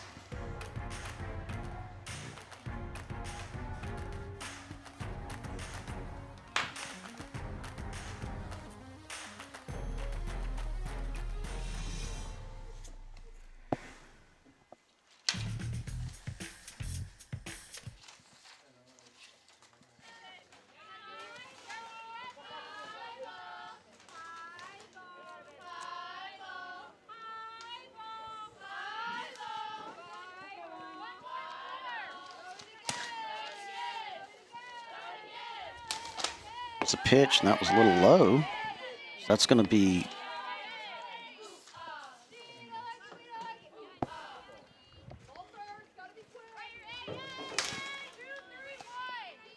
Kennard will be behind 1-2 in the count here.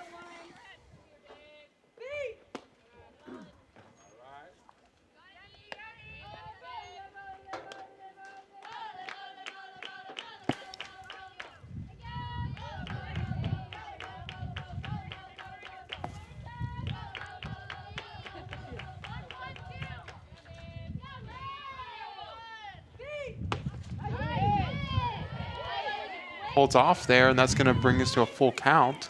Yeah. That's Lynecia Whittington in the circle here for the Bobcats. Currently has an ERA of 7.29. Has pitched 56 innings so far for the Bobcats. Connect there, caught by the shortstop, going to throw to first. Did And Kennard make it? she is Kennard safe. is safe. A good single there by Kennard.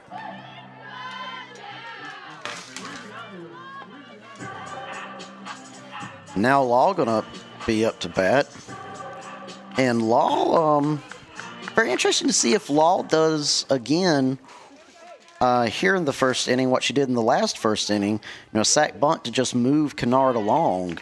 Got to think that Kennard might steal regardless. Yeah, well, Kennard was already on second last time. Oh, Kennard going to try to steal second right here, right now. And she does. Safe and sound. That Roadrunner sound effect coming in play once again for Kennard. Oh, wait. they are calling her out for leaving early, and that's going to be damaging for FGC, who appeared to have a run Kennard on second.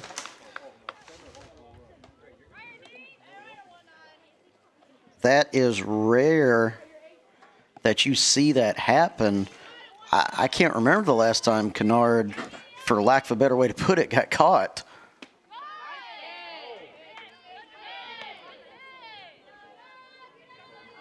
It definitely changes the strategy a bit, because obviously with Kennard on second, you would have went likely to the sack bunt with Law. Now you just need her to get a hit. Of course, Law more than capable of getting hits. Got a nice single in the fourth when she was staring down Spengler. Was able to turn that into a run.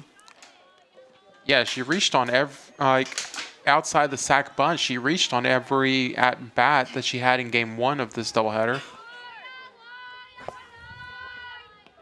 Oh, And she'll reach this time on a hit by pitch. not the way you necessarily want to get on base, but now Marker up to bat. Marker, our most deadly hitter here, batting well over 400 this season.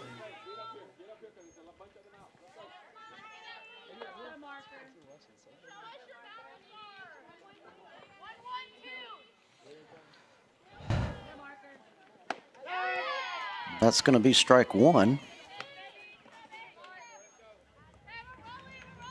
Here we go, Hank.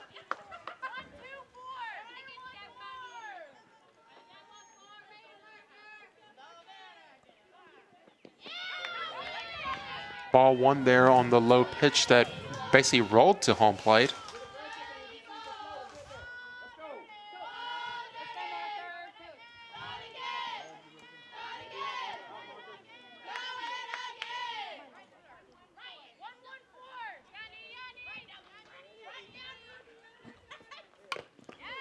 Oh, connected, and that's going to be...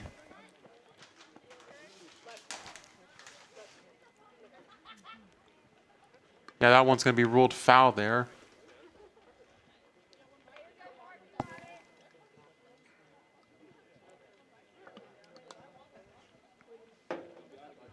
I don't have the best angle on it, but it looked like maybe it might have hit the bat twice.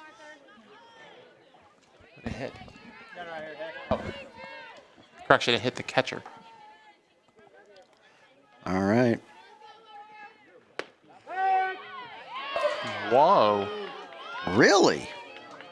A called strike there on a pitch way high in the zone. Don't know if I necessarily agree with that call myself, but...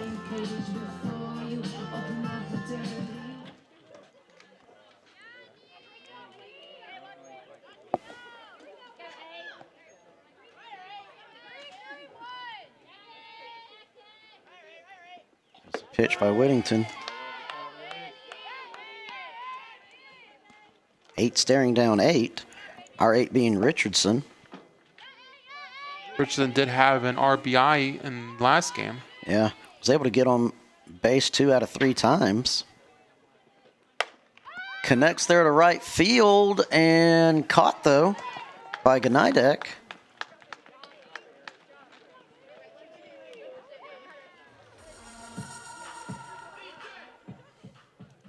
So Wolves not able to produce as well as they did in the first inning of the first game.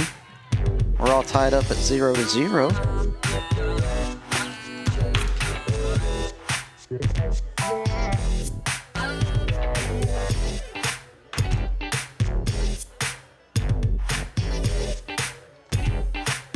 Yeah, and additionally, when we looked at game one, like at this stage, FGC had the 1-0 lead. Now it's Pasco holding that 1-0 lead.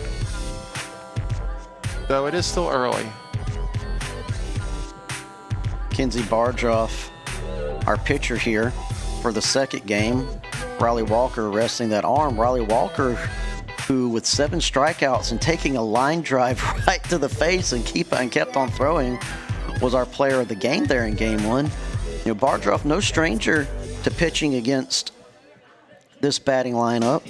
Game one, back on February 27th. Bardolph pitched 7 innings, only had 1 error, got 5 strikeouts. So not a bad performance then. Yeah, and also I will also bring up, since we did have that conversation with Walker after the game, she shaked off the whole getting hit by that line drive, said it didn't even hurt, which it looked so bad from our viewpoint when we saw it happen. Now, new batter to the lineup here, number 15, Tipton.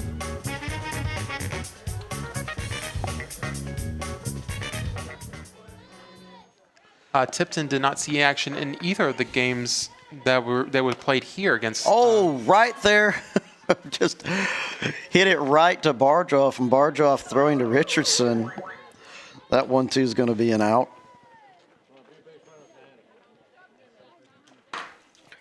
Number 34, Romero, now up to bat again.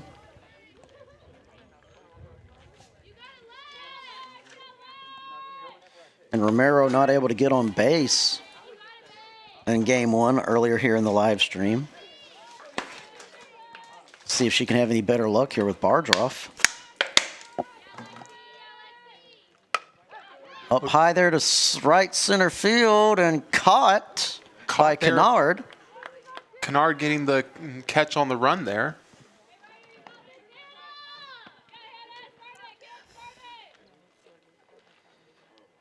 Two outs in a row, and we're back to the top of the lineup with Gnajdek. Bardolph better watch Gnajdek. You know, Gnajdek hitting that beautiful home run in the first game. If we gave a player of the game for the opposing team, I certainly would say Gnajdek would be the contender for that. Yeah, she came away with the only run scored in either game so far that came off a hit. Beautiful hit there to left field, but caught by LeBlue, and that's going to do it. Yeah, she sent the home run over left field earlier, but that time it was all height, and it ended up landing right to the left fielder.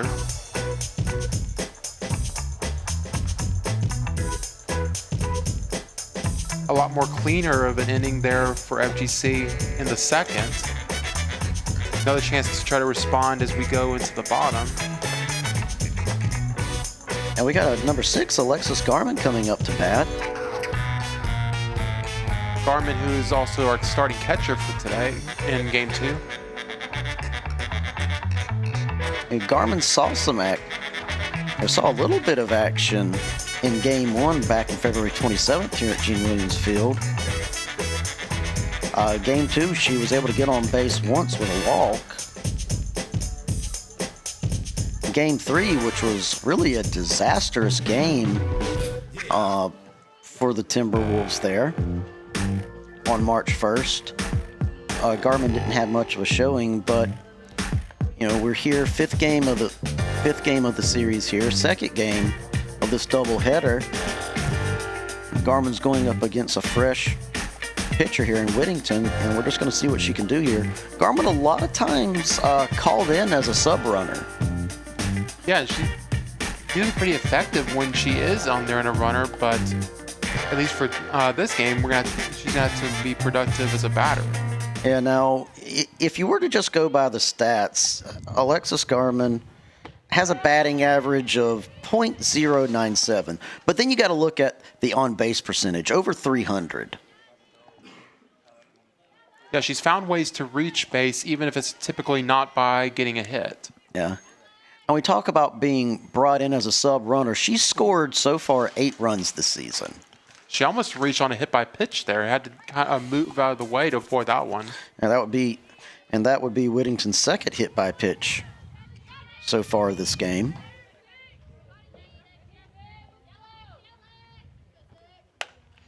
Oh, and a line drive there to left field, and Garman going to take first. Beautiful single there by Garman. That's going to bring LeBlue to the plate. LeBlue, who got the catch there to get us out of the top of the second. Now, LeBlue not able to get on base last game.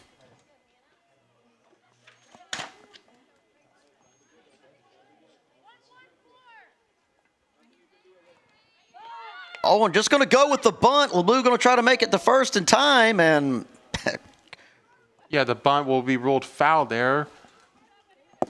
So that's going to be strike one, but They're definitely going to be watching for the bunt now. yeah, good bunt nonetheless. So no outs, runner on first. Wolves look some good, and just going to do the bunt again, and once again, LeBlue going to try to make it then. Yeah, looks like it's going to be ruled a foul once again. So that's 2 strikes. Yeah, that unfortunately will probably take the bunt out of the playbook now.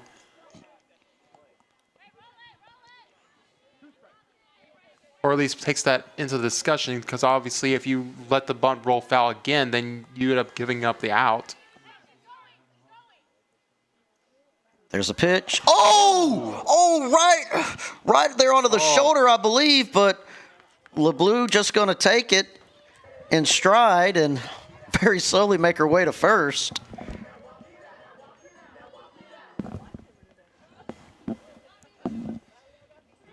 That looked like it kind of hit like the head or neck area. Luckily, she was able to shake that one off. It's going to bring Turner to the plate now with 2 runners on.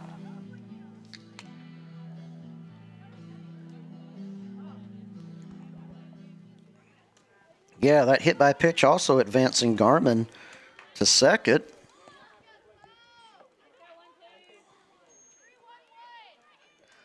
As I said, Turner now at bat. And Turner just going to do the bunt. Number 12 going to try to make it. No, hold on. Fouled it all.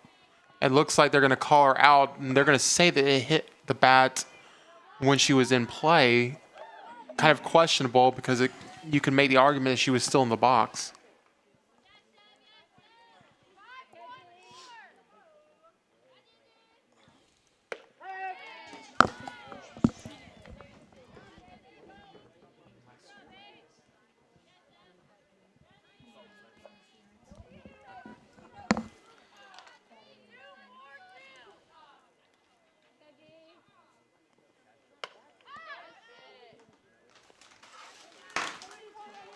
Santiago now at bat. Santiago not able to get on base last game.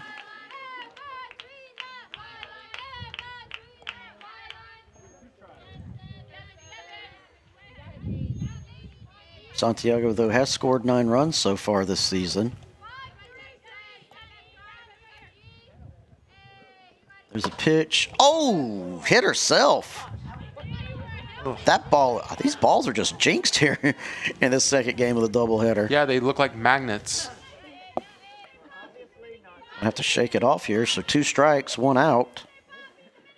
That out on Turner, I guess you could rule that as an interference. Yeah, that one, she was out on batter interference, which, again, questionable call, but... Oh, right there to the ground there to right field, and... Garmin going home. Garmin going home and going to score the run.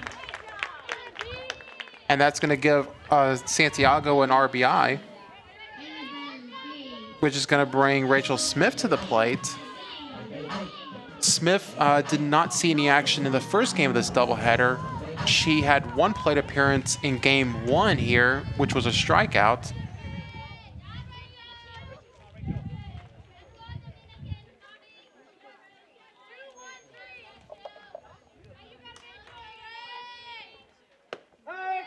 They're calling that a strike 1. I thought that was a little too far right of the zone here. Yeah, it looks a bit outside. But yeah, Smith will be looking for her first home hit in this series against Pasco-Hernando.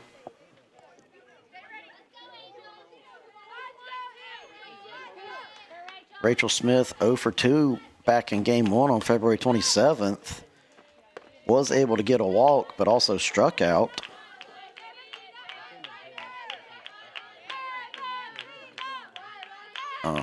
Didn't see any action in game 2. She's staring an 0-2 count here with 2 runners on. There's a pitch, swing and miss. That's going to be a strikeout for Smith. But now we're back to the top of the lineup.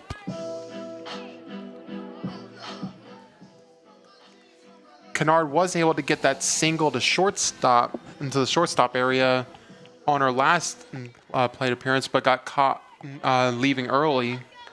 Probably wants to get back on base and redeem herself a bit from that questionable call. Yeah, Kennard not been having a lot of trouble getting on base in the first innings of games here.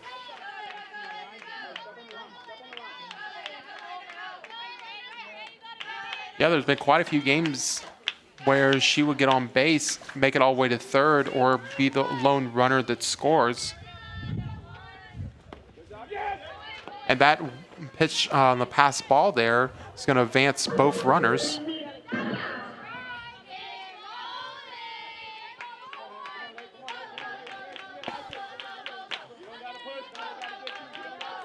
Which definitely adds a bit of... Pretty much could call that a double steal. In essence, yes.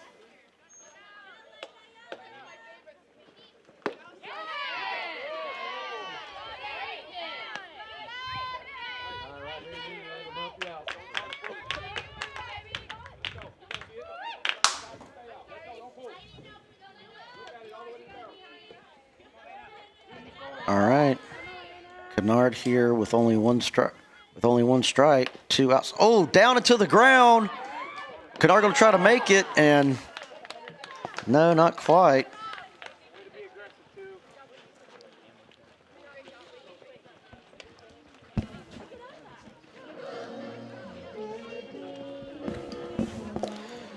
Kennard was able to connect and was trying to make it to third, just wasn't able to make it there in time. You had LeBlue trying to score the run. Just neither player is able to reach the plate in time, so still, tied up 1-1. So a much better second inning for the Wolves versus the first inning. Yeah, there were quite a few pitches that seemed to get away from the pitcher there for Pasco in that inning.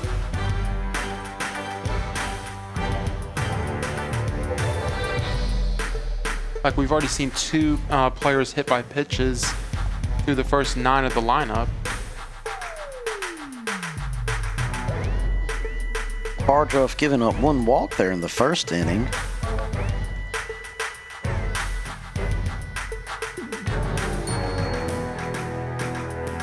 Marola now up to bat.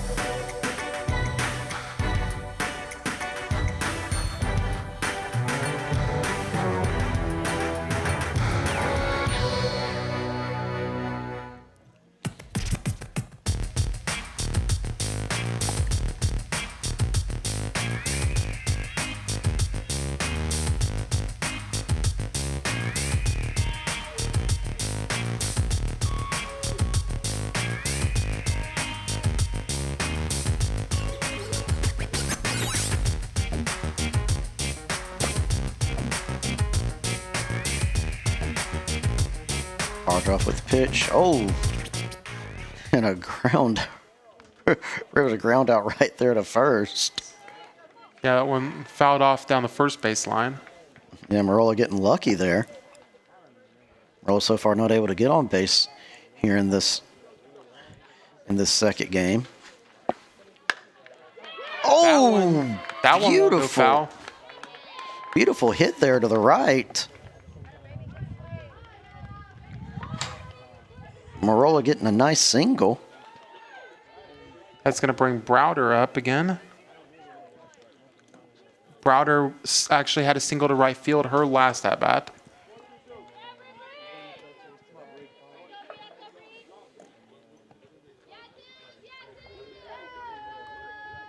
See if Bardruff might have figured out Browder this time.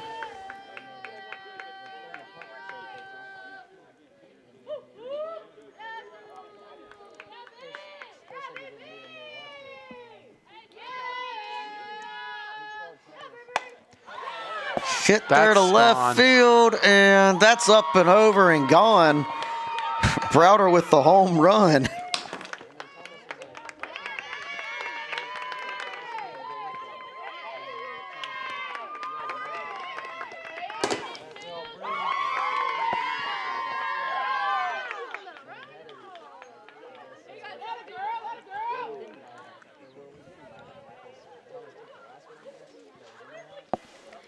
Good hit there from Browder.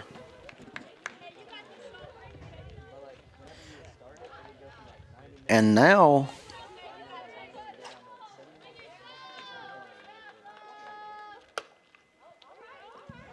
foul there down the first base line. And now for the first time today, the Bobcats are ahead. I mean, they were ahead in this game in the first inning. Or, well, yes, excuse me. But pulling ahead here in the second game. Connected, but it goes foul.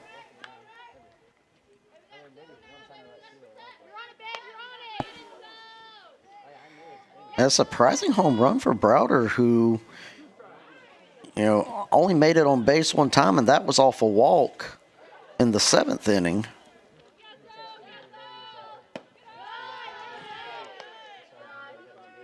Right now, Spengler at bat.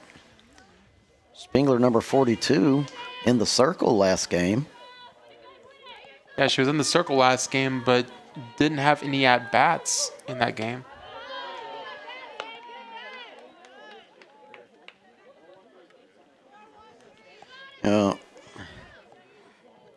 Somewhat average batting average at 250. 250 also an on-base percentage, but she has scored one run this season. And that will be her second strikeout of the game.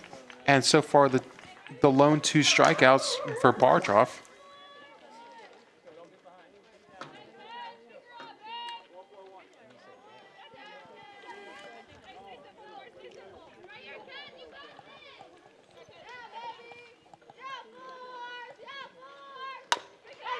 Right there to the ground, but caught by the shortstop, thrown to first. Law throwing to Richardson there.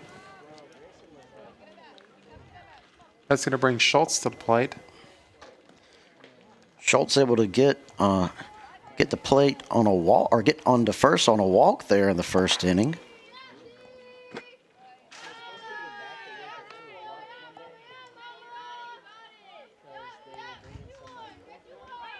So Wolves only trailing by 2 here, so not a large gap to try to make up here. Down into the ground, and Law once again throwing to Richardson, and that's going to do it. Back-to-back groundouts there from Law to Richardson to end the third.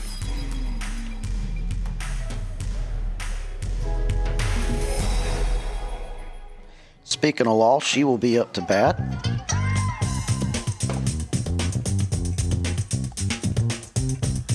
FGC will have the 2, 3, and 4 hitters due up in this third inning. Yeah, and Law had a really good showing there in the first game. Of course, we talked about that sac bunt that moved Kennard onto third, but in the fourth inning, Law gets a single and manages to turn that into a run. Gets a walk in the sixth. After advancing to second, advanced to third off a hit by pitch and a sac fly. She was able to score a run. She was able to score a run there in the sixth.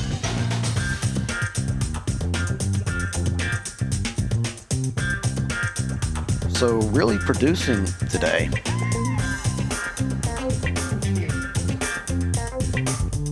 And even if Whittington can get past Law, she's still got Marker staring her down next. And then you have Garmin, who had that single earlier in her first at-bat. Yeah, Garmin really surprising us with that single there. Garmin not known for her hitting. We talked about mainly a base runner for us, but still good showing. And now Law, 1 strike so far here. Down into the ground, picked up by pitcher and thrown to first. That is going to be our first out here.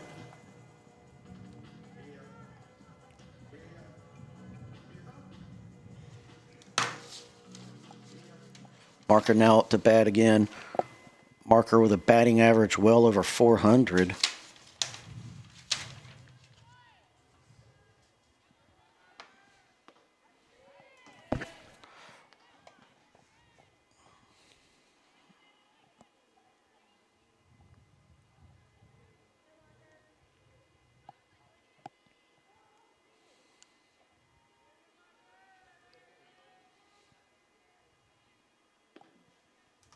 That was a little low to the right, so yeah, that's going to be ball 2.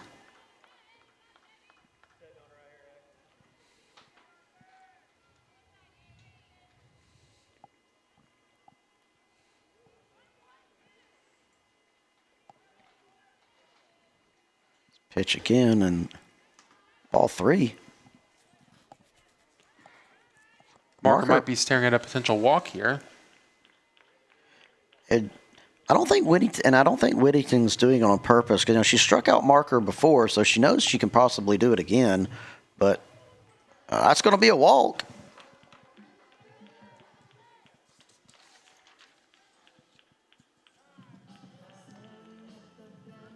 Oh, it looks like Richardson. I must have misspoke earlier.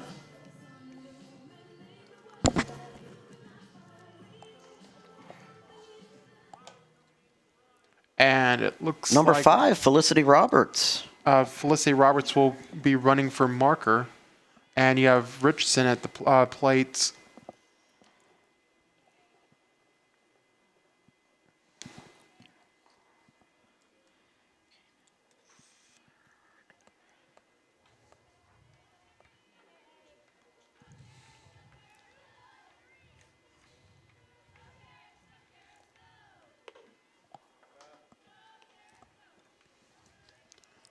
Looks like a ball 1 there.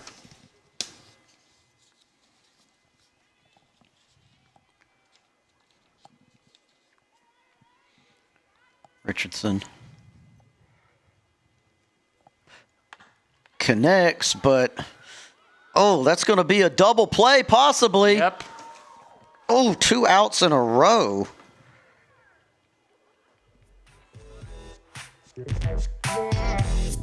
One to four gets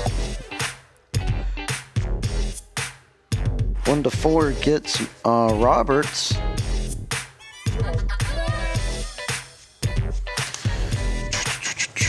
And the 1-4-3 gets Richardson.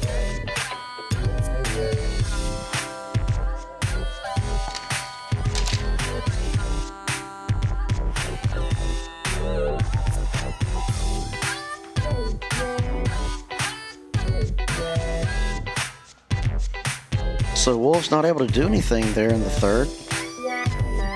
We hit the top of the 4th here in game 2.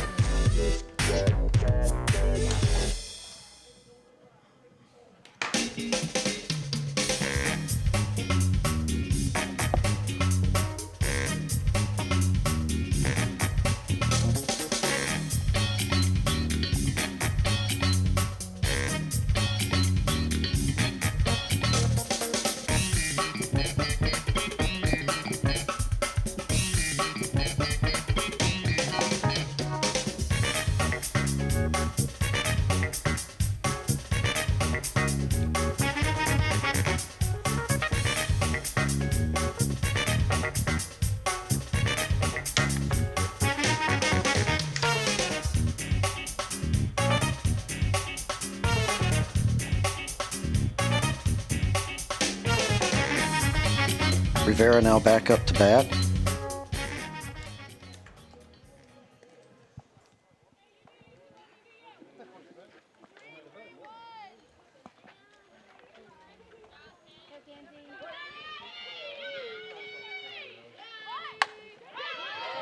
All down into the ground and safe. Whoa. Turner just a little late with the throw there to first.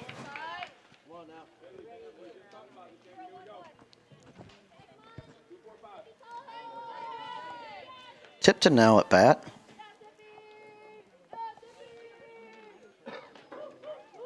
Tipton going to just go with the bunt. Foul. Fouling it. Talk about fouling it off. Was trying to advance Rivera.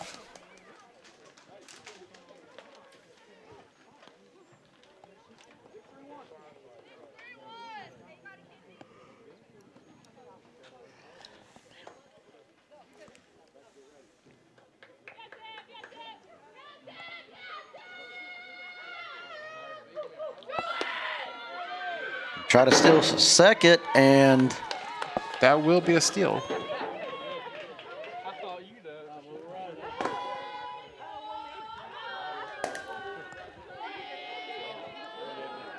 Tipton still at bat. 1 ball, 1 strike. Runner on second.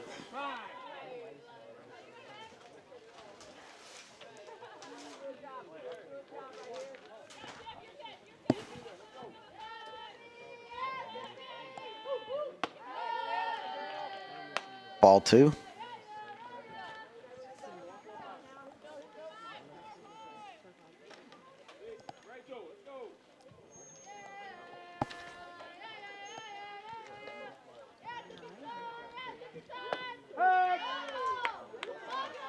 Tipton, Hunter, almost getting hit by the pitch there. There's been a couple of them that have been really close.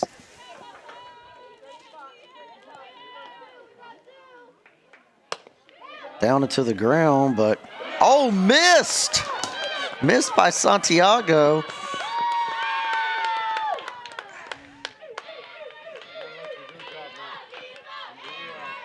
And Rivera able to score the run as well. That error there is going to end up being costly for FGC as another run scores for Pasco.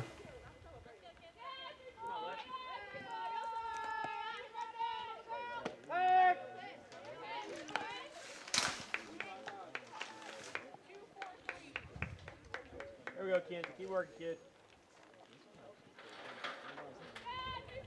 Romero now at bat. Bunts it. Going for the double play, but didn't quite work.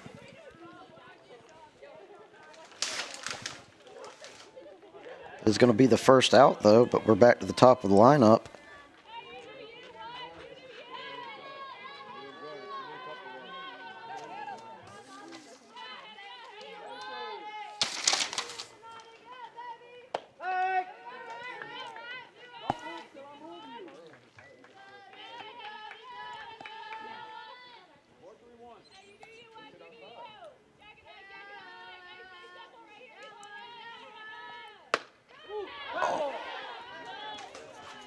Good hit there by Gnajdek.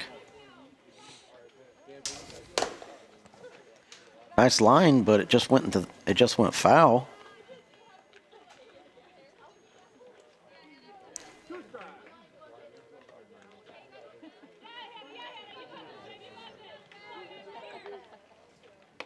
Swing and a miss, and that's going to be a strikeout. Or no, wait, hold on. A drop strike there is going to allow her to advance.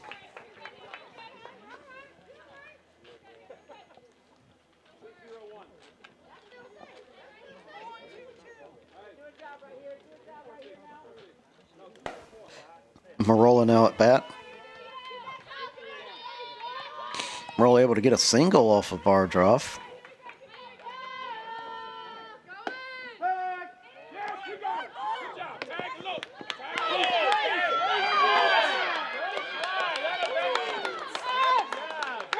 Looks like that's going to be a safe run scored there by Tipton.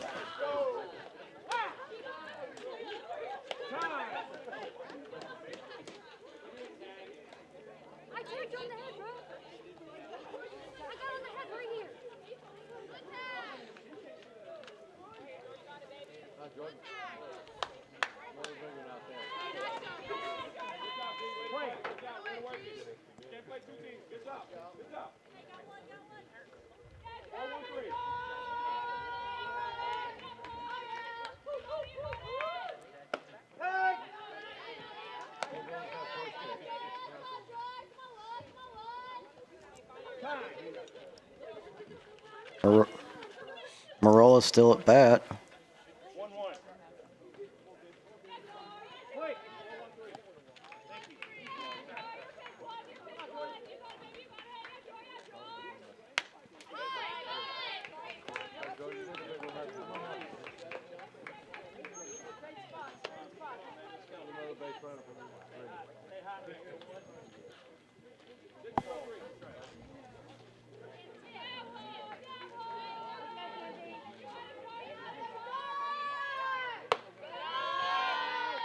Ball 2.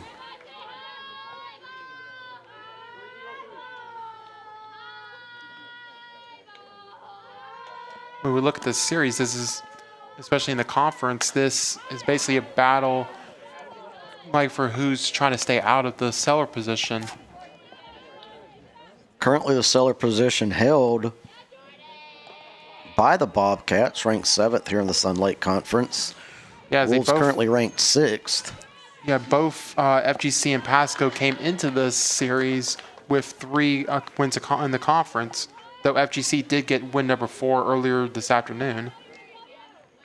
Interesting enough, Pasco-Hernando came into this series 3-15 in the conference, but they also are 3-25 overall. So all their wins have come in the conference. They've lost every non-conference game they played on the season. And meanwhile, you have the Wolves sitting at 14-27 coming to this game. Certainly not been a good season for the Wolves either. I believe mathematically they are eliminated from making it to the postseason here in the Sun Lake Conference.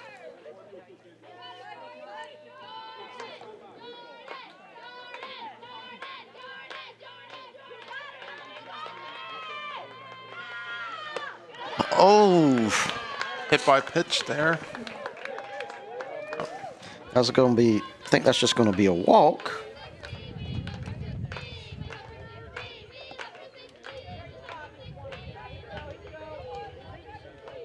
Browder now back up to bat. Number 22, who already hit that home run, could possibly add to it. Up there to left field and down into the dirt. So that's going to be possibly one run scored. Yep. Yes, 1 run scored there by number 11.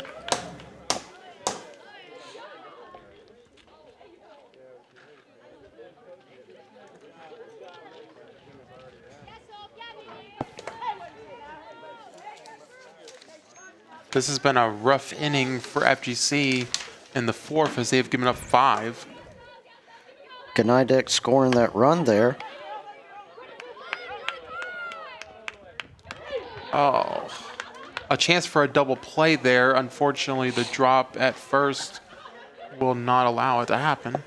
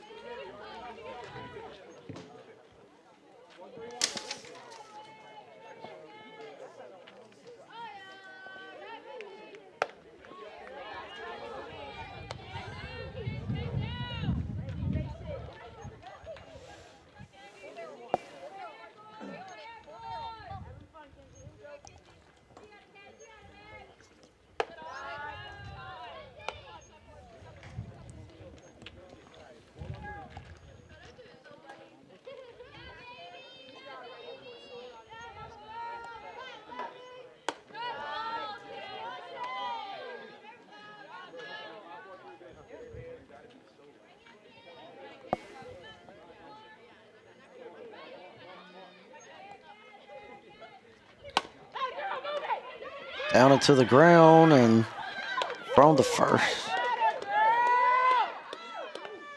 That's another run scored.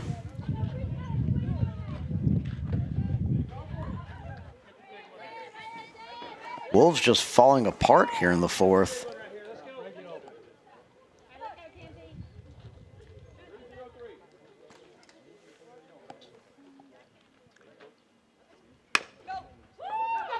Down into the ground, and that's going to do it there.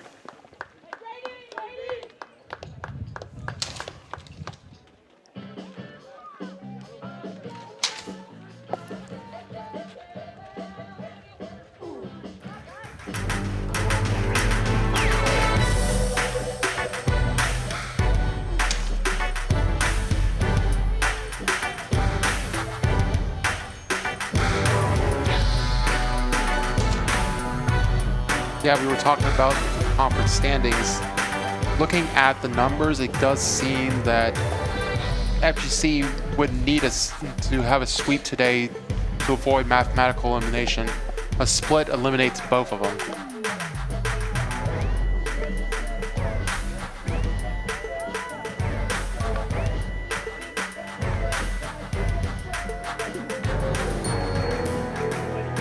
That would be a feather in the cap of Pasco-Hernando. Hey, if we can't make it, we can make sure you can't make it.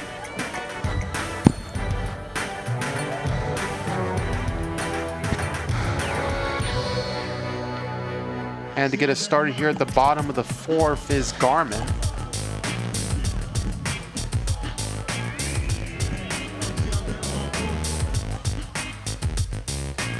Garmin, who was able to get on base with that single. So far, she scored the long run of the game.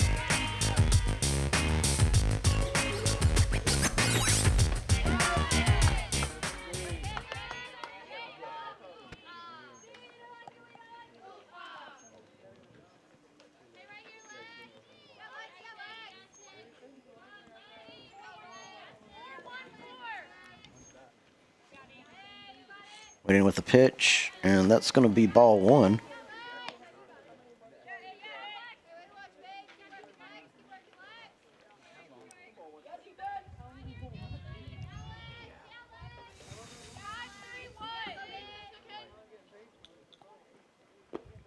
Ball two.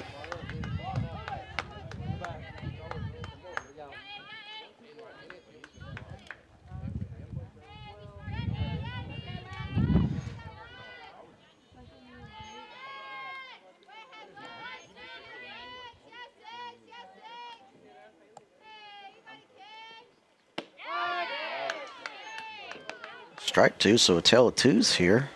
2 balls, 2 strikes.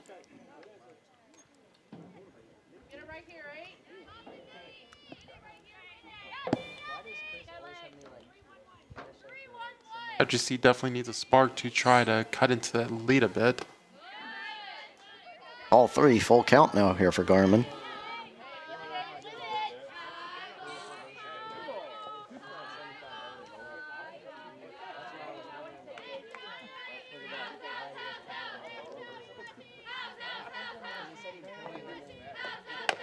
Connects, caught by the shortstop, thrown to first, and yeah, that's gonna be a first out. That's going to bring LeBlue to the plate. She reached on a hit by pitch on her first at bat.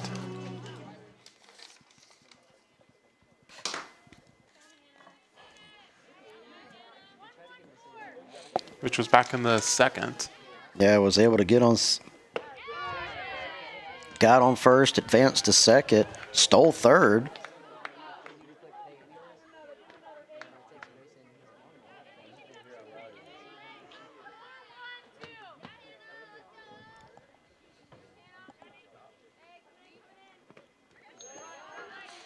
That was a little low there.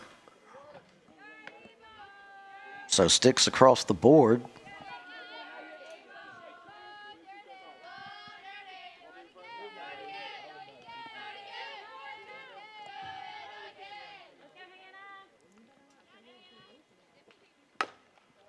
Down into the ground, once again caught by shortstop and thrown to first. Schultz throw into Quartararo there.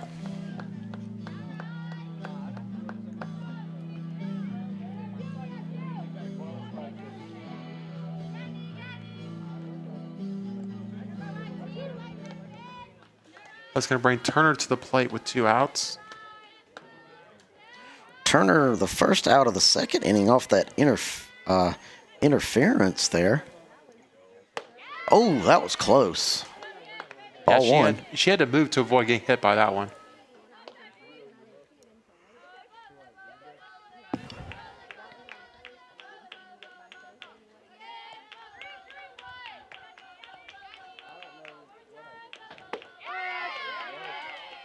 Strike one that time.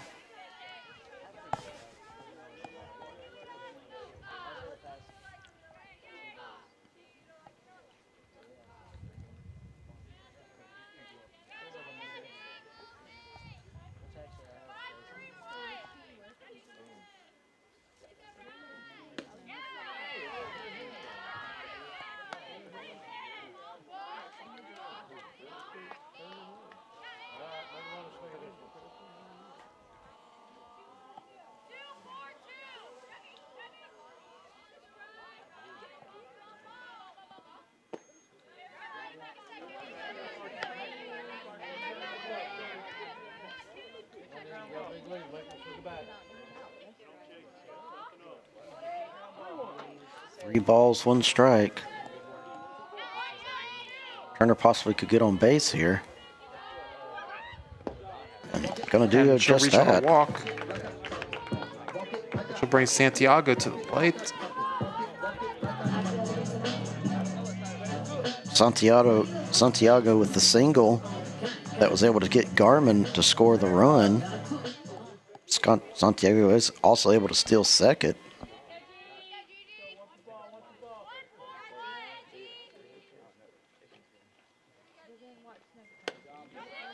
Really high pitch there for ball 1.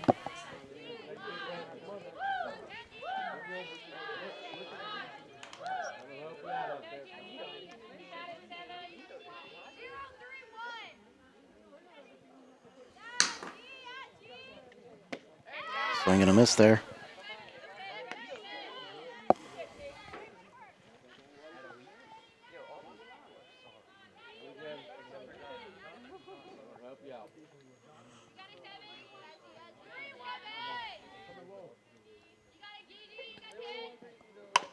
Down it to the ground, missed by the pitcher. Number 7 going to try to make it to first. She'll reach on an error there.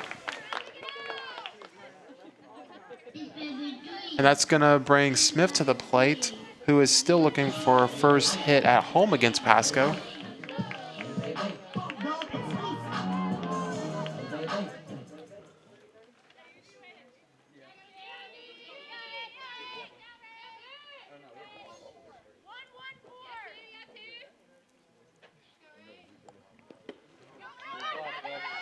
Oh, both Santiago and Turner looking for a chance to steal here. Time right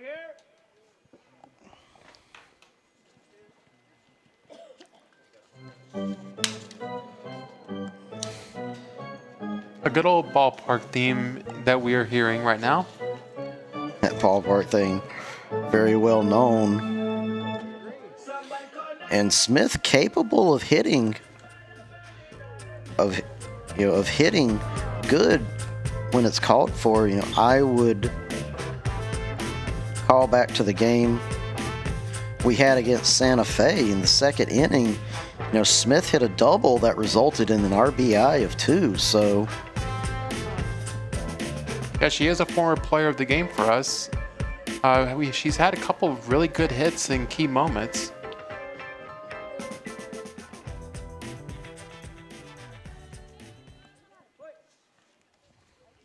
She just hasn't had a whole lot of chances against Pasco, especially here at home. Like, this is only her 4th at-bat opportunity against them.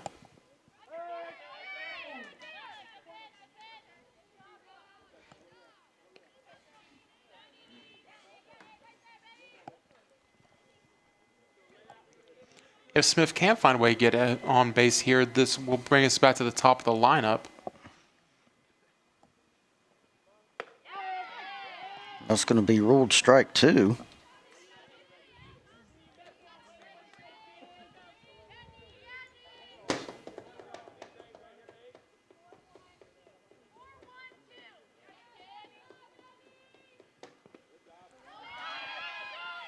Oh, looks like I'm trying to have a steal. Safe. Double steal there. Both Turner and Santiago with the steal.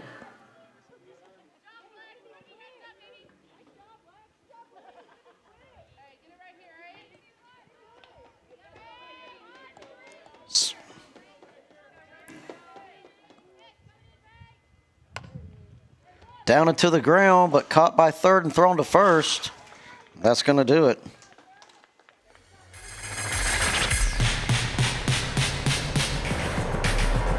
Smith not able to hit the double like she did against State College of Florida, Manatee, Sarasota.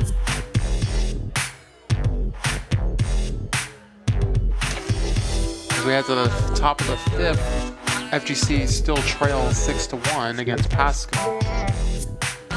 And it looks like there will be a pitching change coming for FGC. Or excuse me, South Florida State College. Let me get my record straight here. Charlie Woolard in the circle now for the Timberwolves.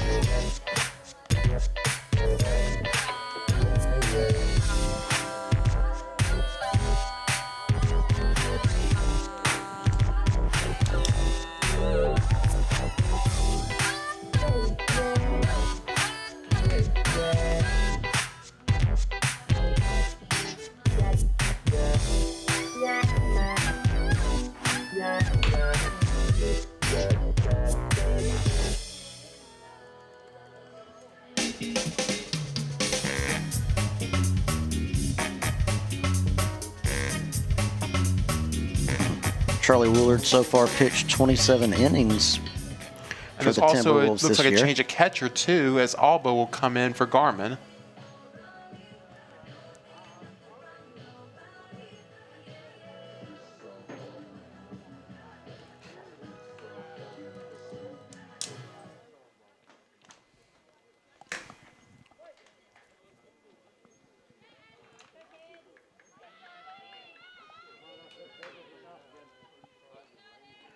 Let's see what Woolard can do here. Or 21 Rivera safe with the single there.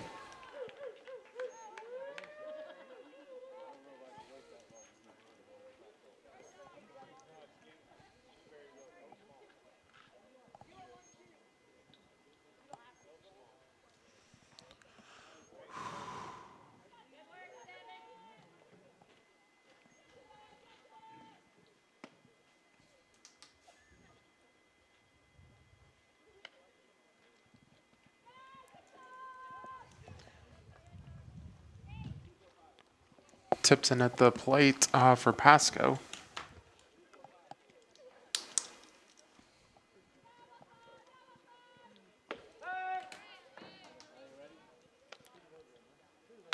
That called strike down the middle will be 1-1 count.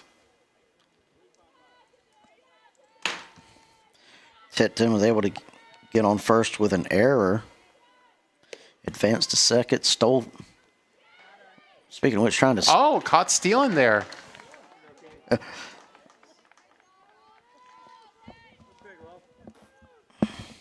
That's going to be our first out.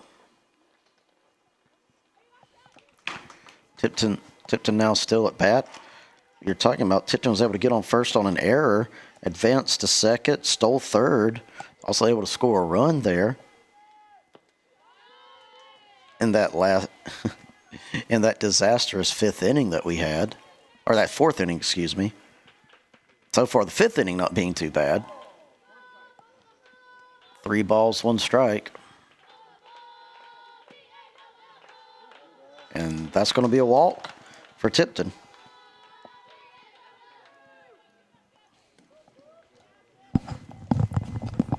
That's going to bring Romero to the plate.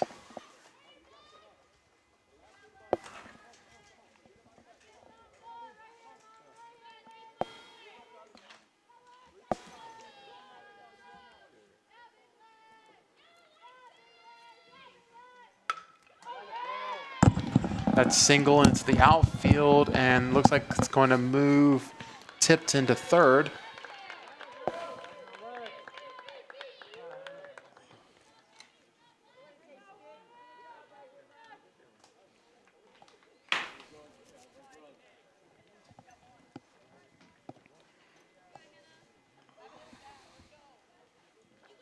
Back to the top of the lineup here with Ganidek.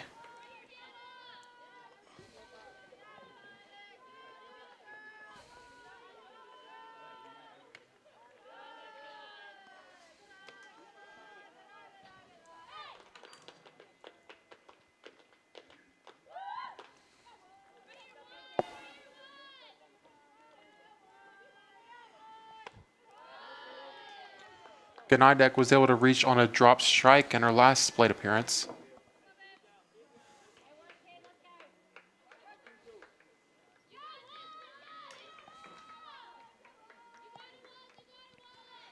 There's a pitch from Woolard. Oh, hit high up in the air, but caught.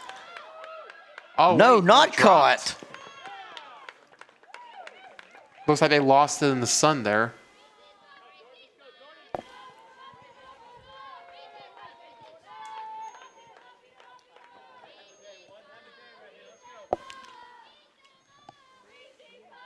Tipton able to make it home.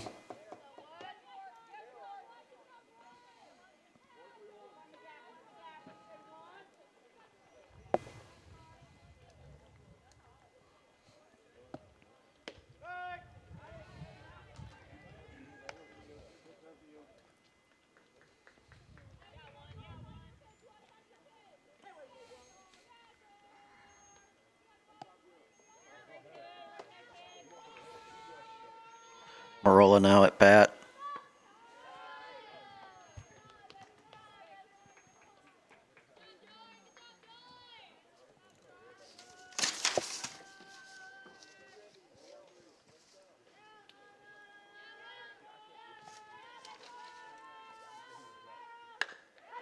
Down to the ground to the right there. Marola going to get on first. And that's going to load the bases.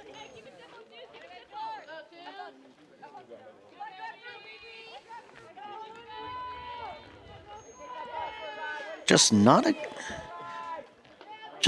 good inning here for the Timberwolves. Yeah, and you have Browder, the home run hitter, right here at the plate, bases loaded. Third to left center. Oh, and that's a home run. That ain't just a home run, that's a grand slam, 4 runs.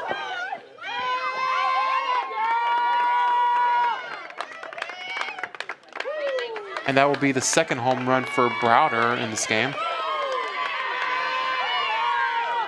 And just like that, it is a 11-1 lead for Pasco.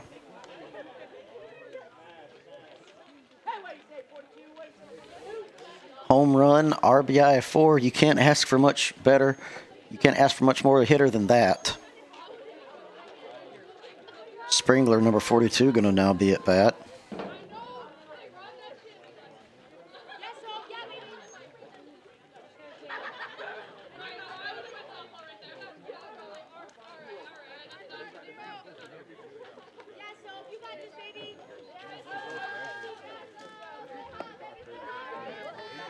You know, this is showing shades of game 3, March 1st. Wolves win the first game earlier in the day, but when it came time for the second, it really just fell apart, especially in the 5th and 6th innings. Bobcats would ultimately win that game 9-1. I mean, considering the score on the board now, they're in a spot where they have to score runs in the bottom of the 5th to keep the game going.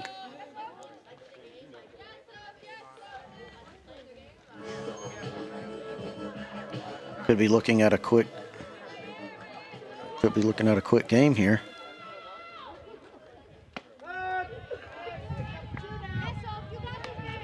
Two balls, 2 strikes, 1 out.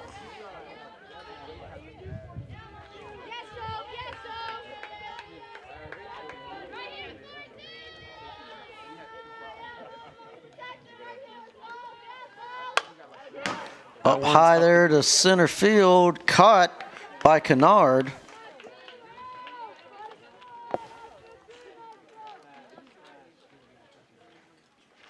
That's going to bring Quantitero to the plate. Quarterero.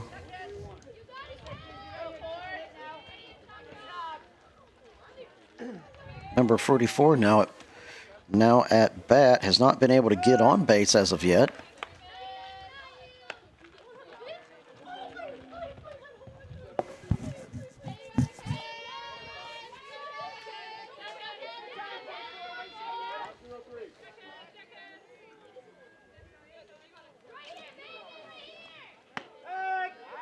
Girl. 2 strikes. 2 strikes.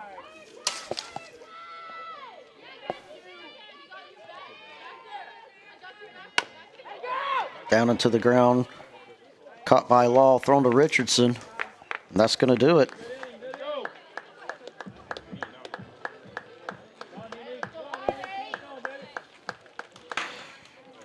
Really, really bad top of the 4th there. Brutal top of the 4th there for the Timberwolves.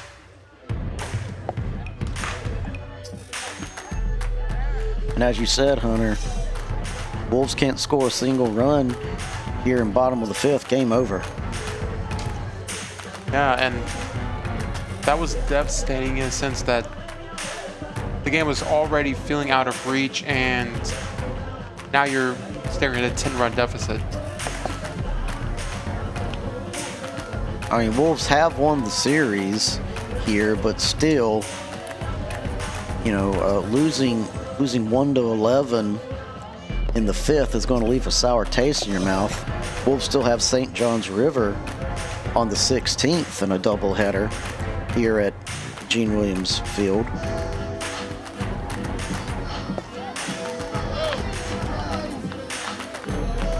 The one good thing they have right now is they are at the top of the lineup. So if they want to try to have a chance to keep the game going a little bit longer, you're probably in the best position to try to get some hits and runs in. Oh, it looks like Kennard will be a switch batter in this one, as she normally bats as a lefty. She lined up on its right side, and looks like now she's switching to left. Just perhaps trying to play some mind games here with Whittington. Maybe throw her off a little bit.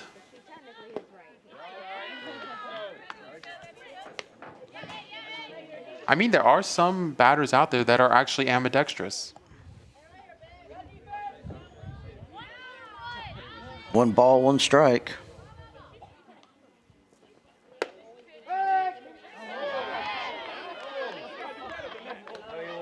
Two strikes. Kennard was able to get on in the first, but left base early there, trying to run for second. So she was the first out in the first inning.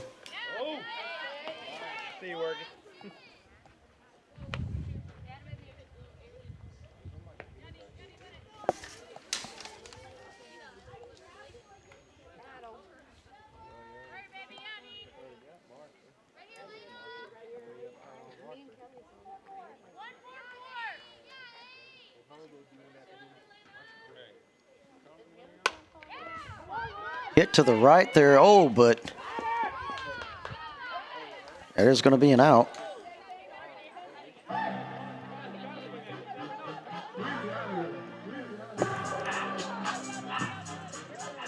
Law now up to bat. Law able to get on first with a hit by pitch.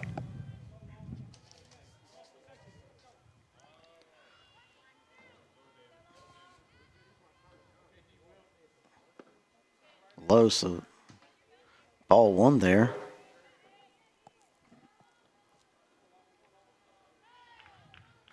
Yeah, in game 1 of this doubleheader, Law reached on all but one of her at-bats, that being the sacrifice bunt. Certainly had no trouble connecting. 3 hits across 3 at-bats last game.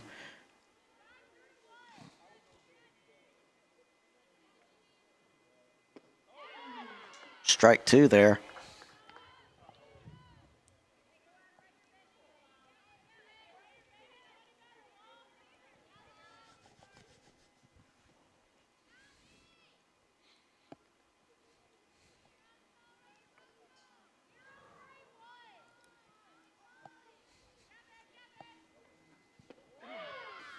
Oh.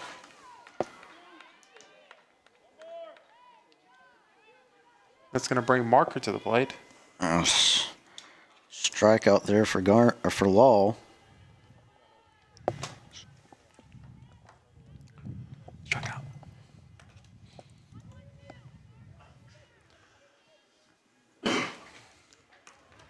Ball 1 there. FGC down to potentially their final out in their season series against Pasco. As we mentioned, have won the series against Pasco, but still, you know, you end the series with a 1-11 loss at home. Marco will hit get to the hit left there, so Marker's got a nice single.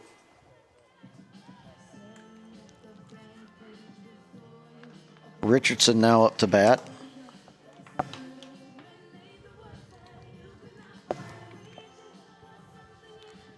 I was talking about earlier, Richardson can certainly hit the balls. I talked about that beautiful double RBI of 2 she hit against South Florida earlier in the season.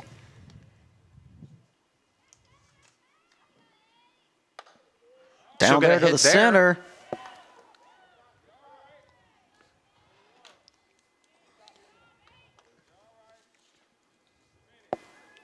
And that's going to bring Del Alba to the plate. Del Alba has been in these positions before where you have one or two runners on. She's up to bat, and she manages to literally knock it out the park. She's won several Player of the Games because of that.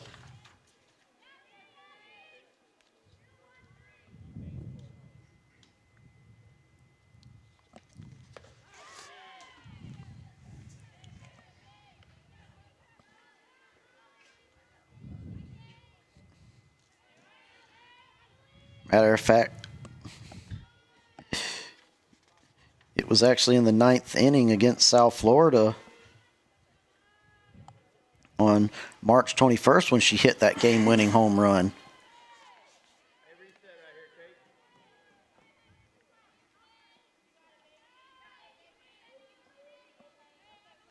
South Florida State will likely always have nightmares going up against Del Alba in extra innings.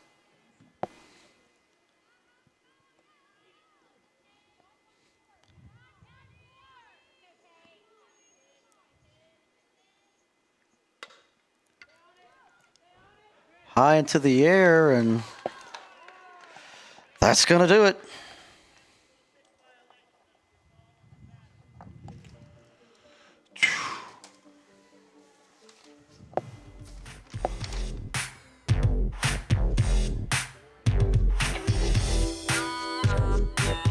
No, not quite. What? Is that... Hey. Hold on here. We thought it was over. No, 2 balls. 2 balls, 1 strike. Okay, no. To be fair, I thought it was a ground out. Apparently we were mistaken. To right field, could be up and down into the ground. That's going to bring a run in.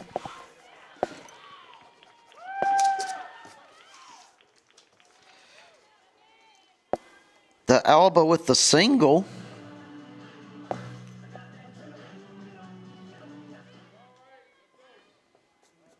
So Wolves still in this game.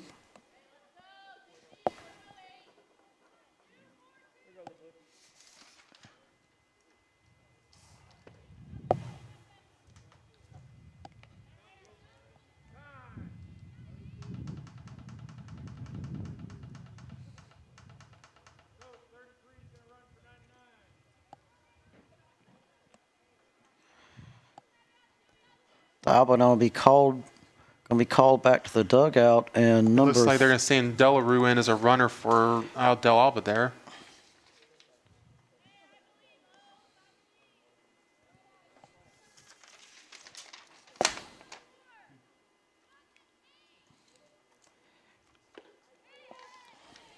Yeah, it looks like there's still going to be 2 outs on the board for LeBlue here.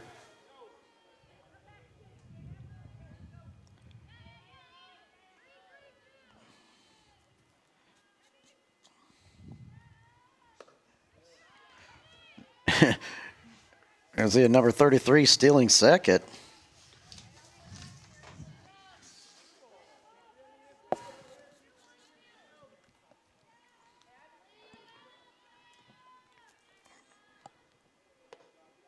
And LeBlue will get the walk there to load the bases. And that's going to bring Turner to the plate with a bases loaded situation.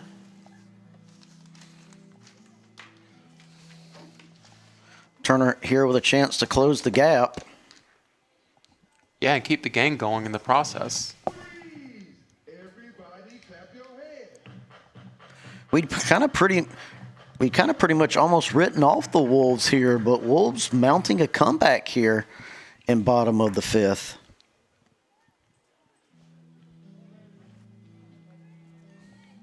I mean, they could turn this game around in 1 hit right here. Because right now you need 2 runs to keep this game going into the 6th.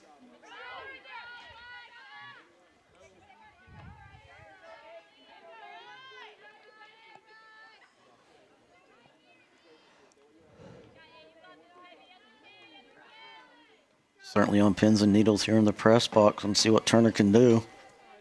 Turner so far with one ball. That's going to be strike one.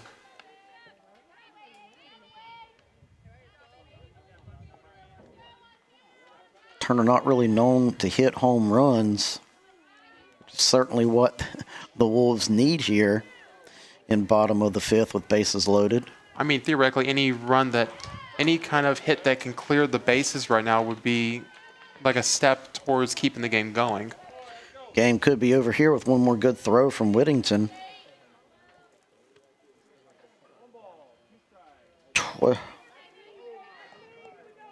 Number 12 here. So, as you said, Hunter, one good hit.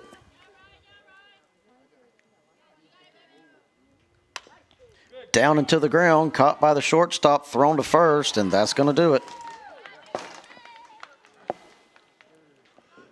And it appears this time the game is over.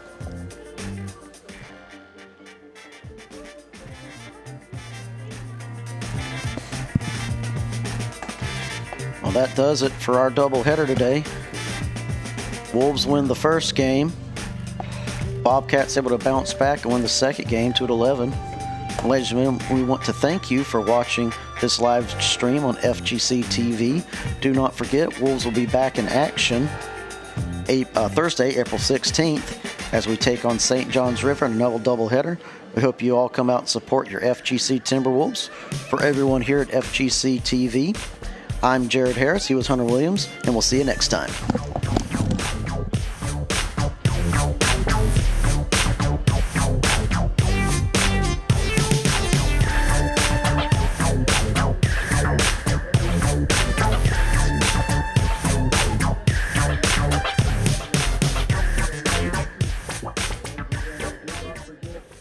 FGC Timberwolves will be back in action Thursday, April 16th, as they take on St. John's.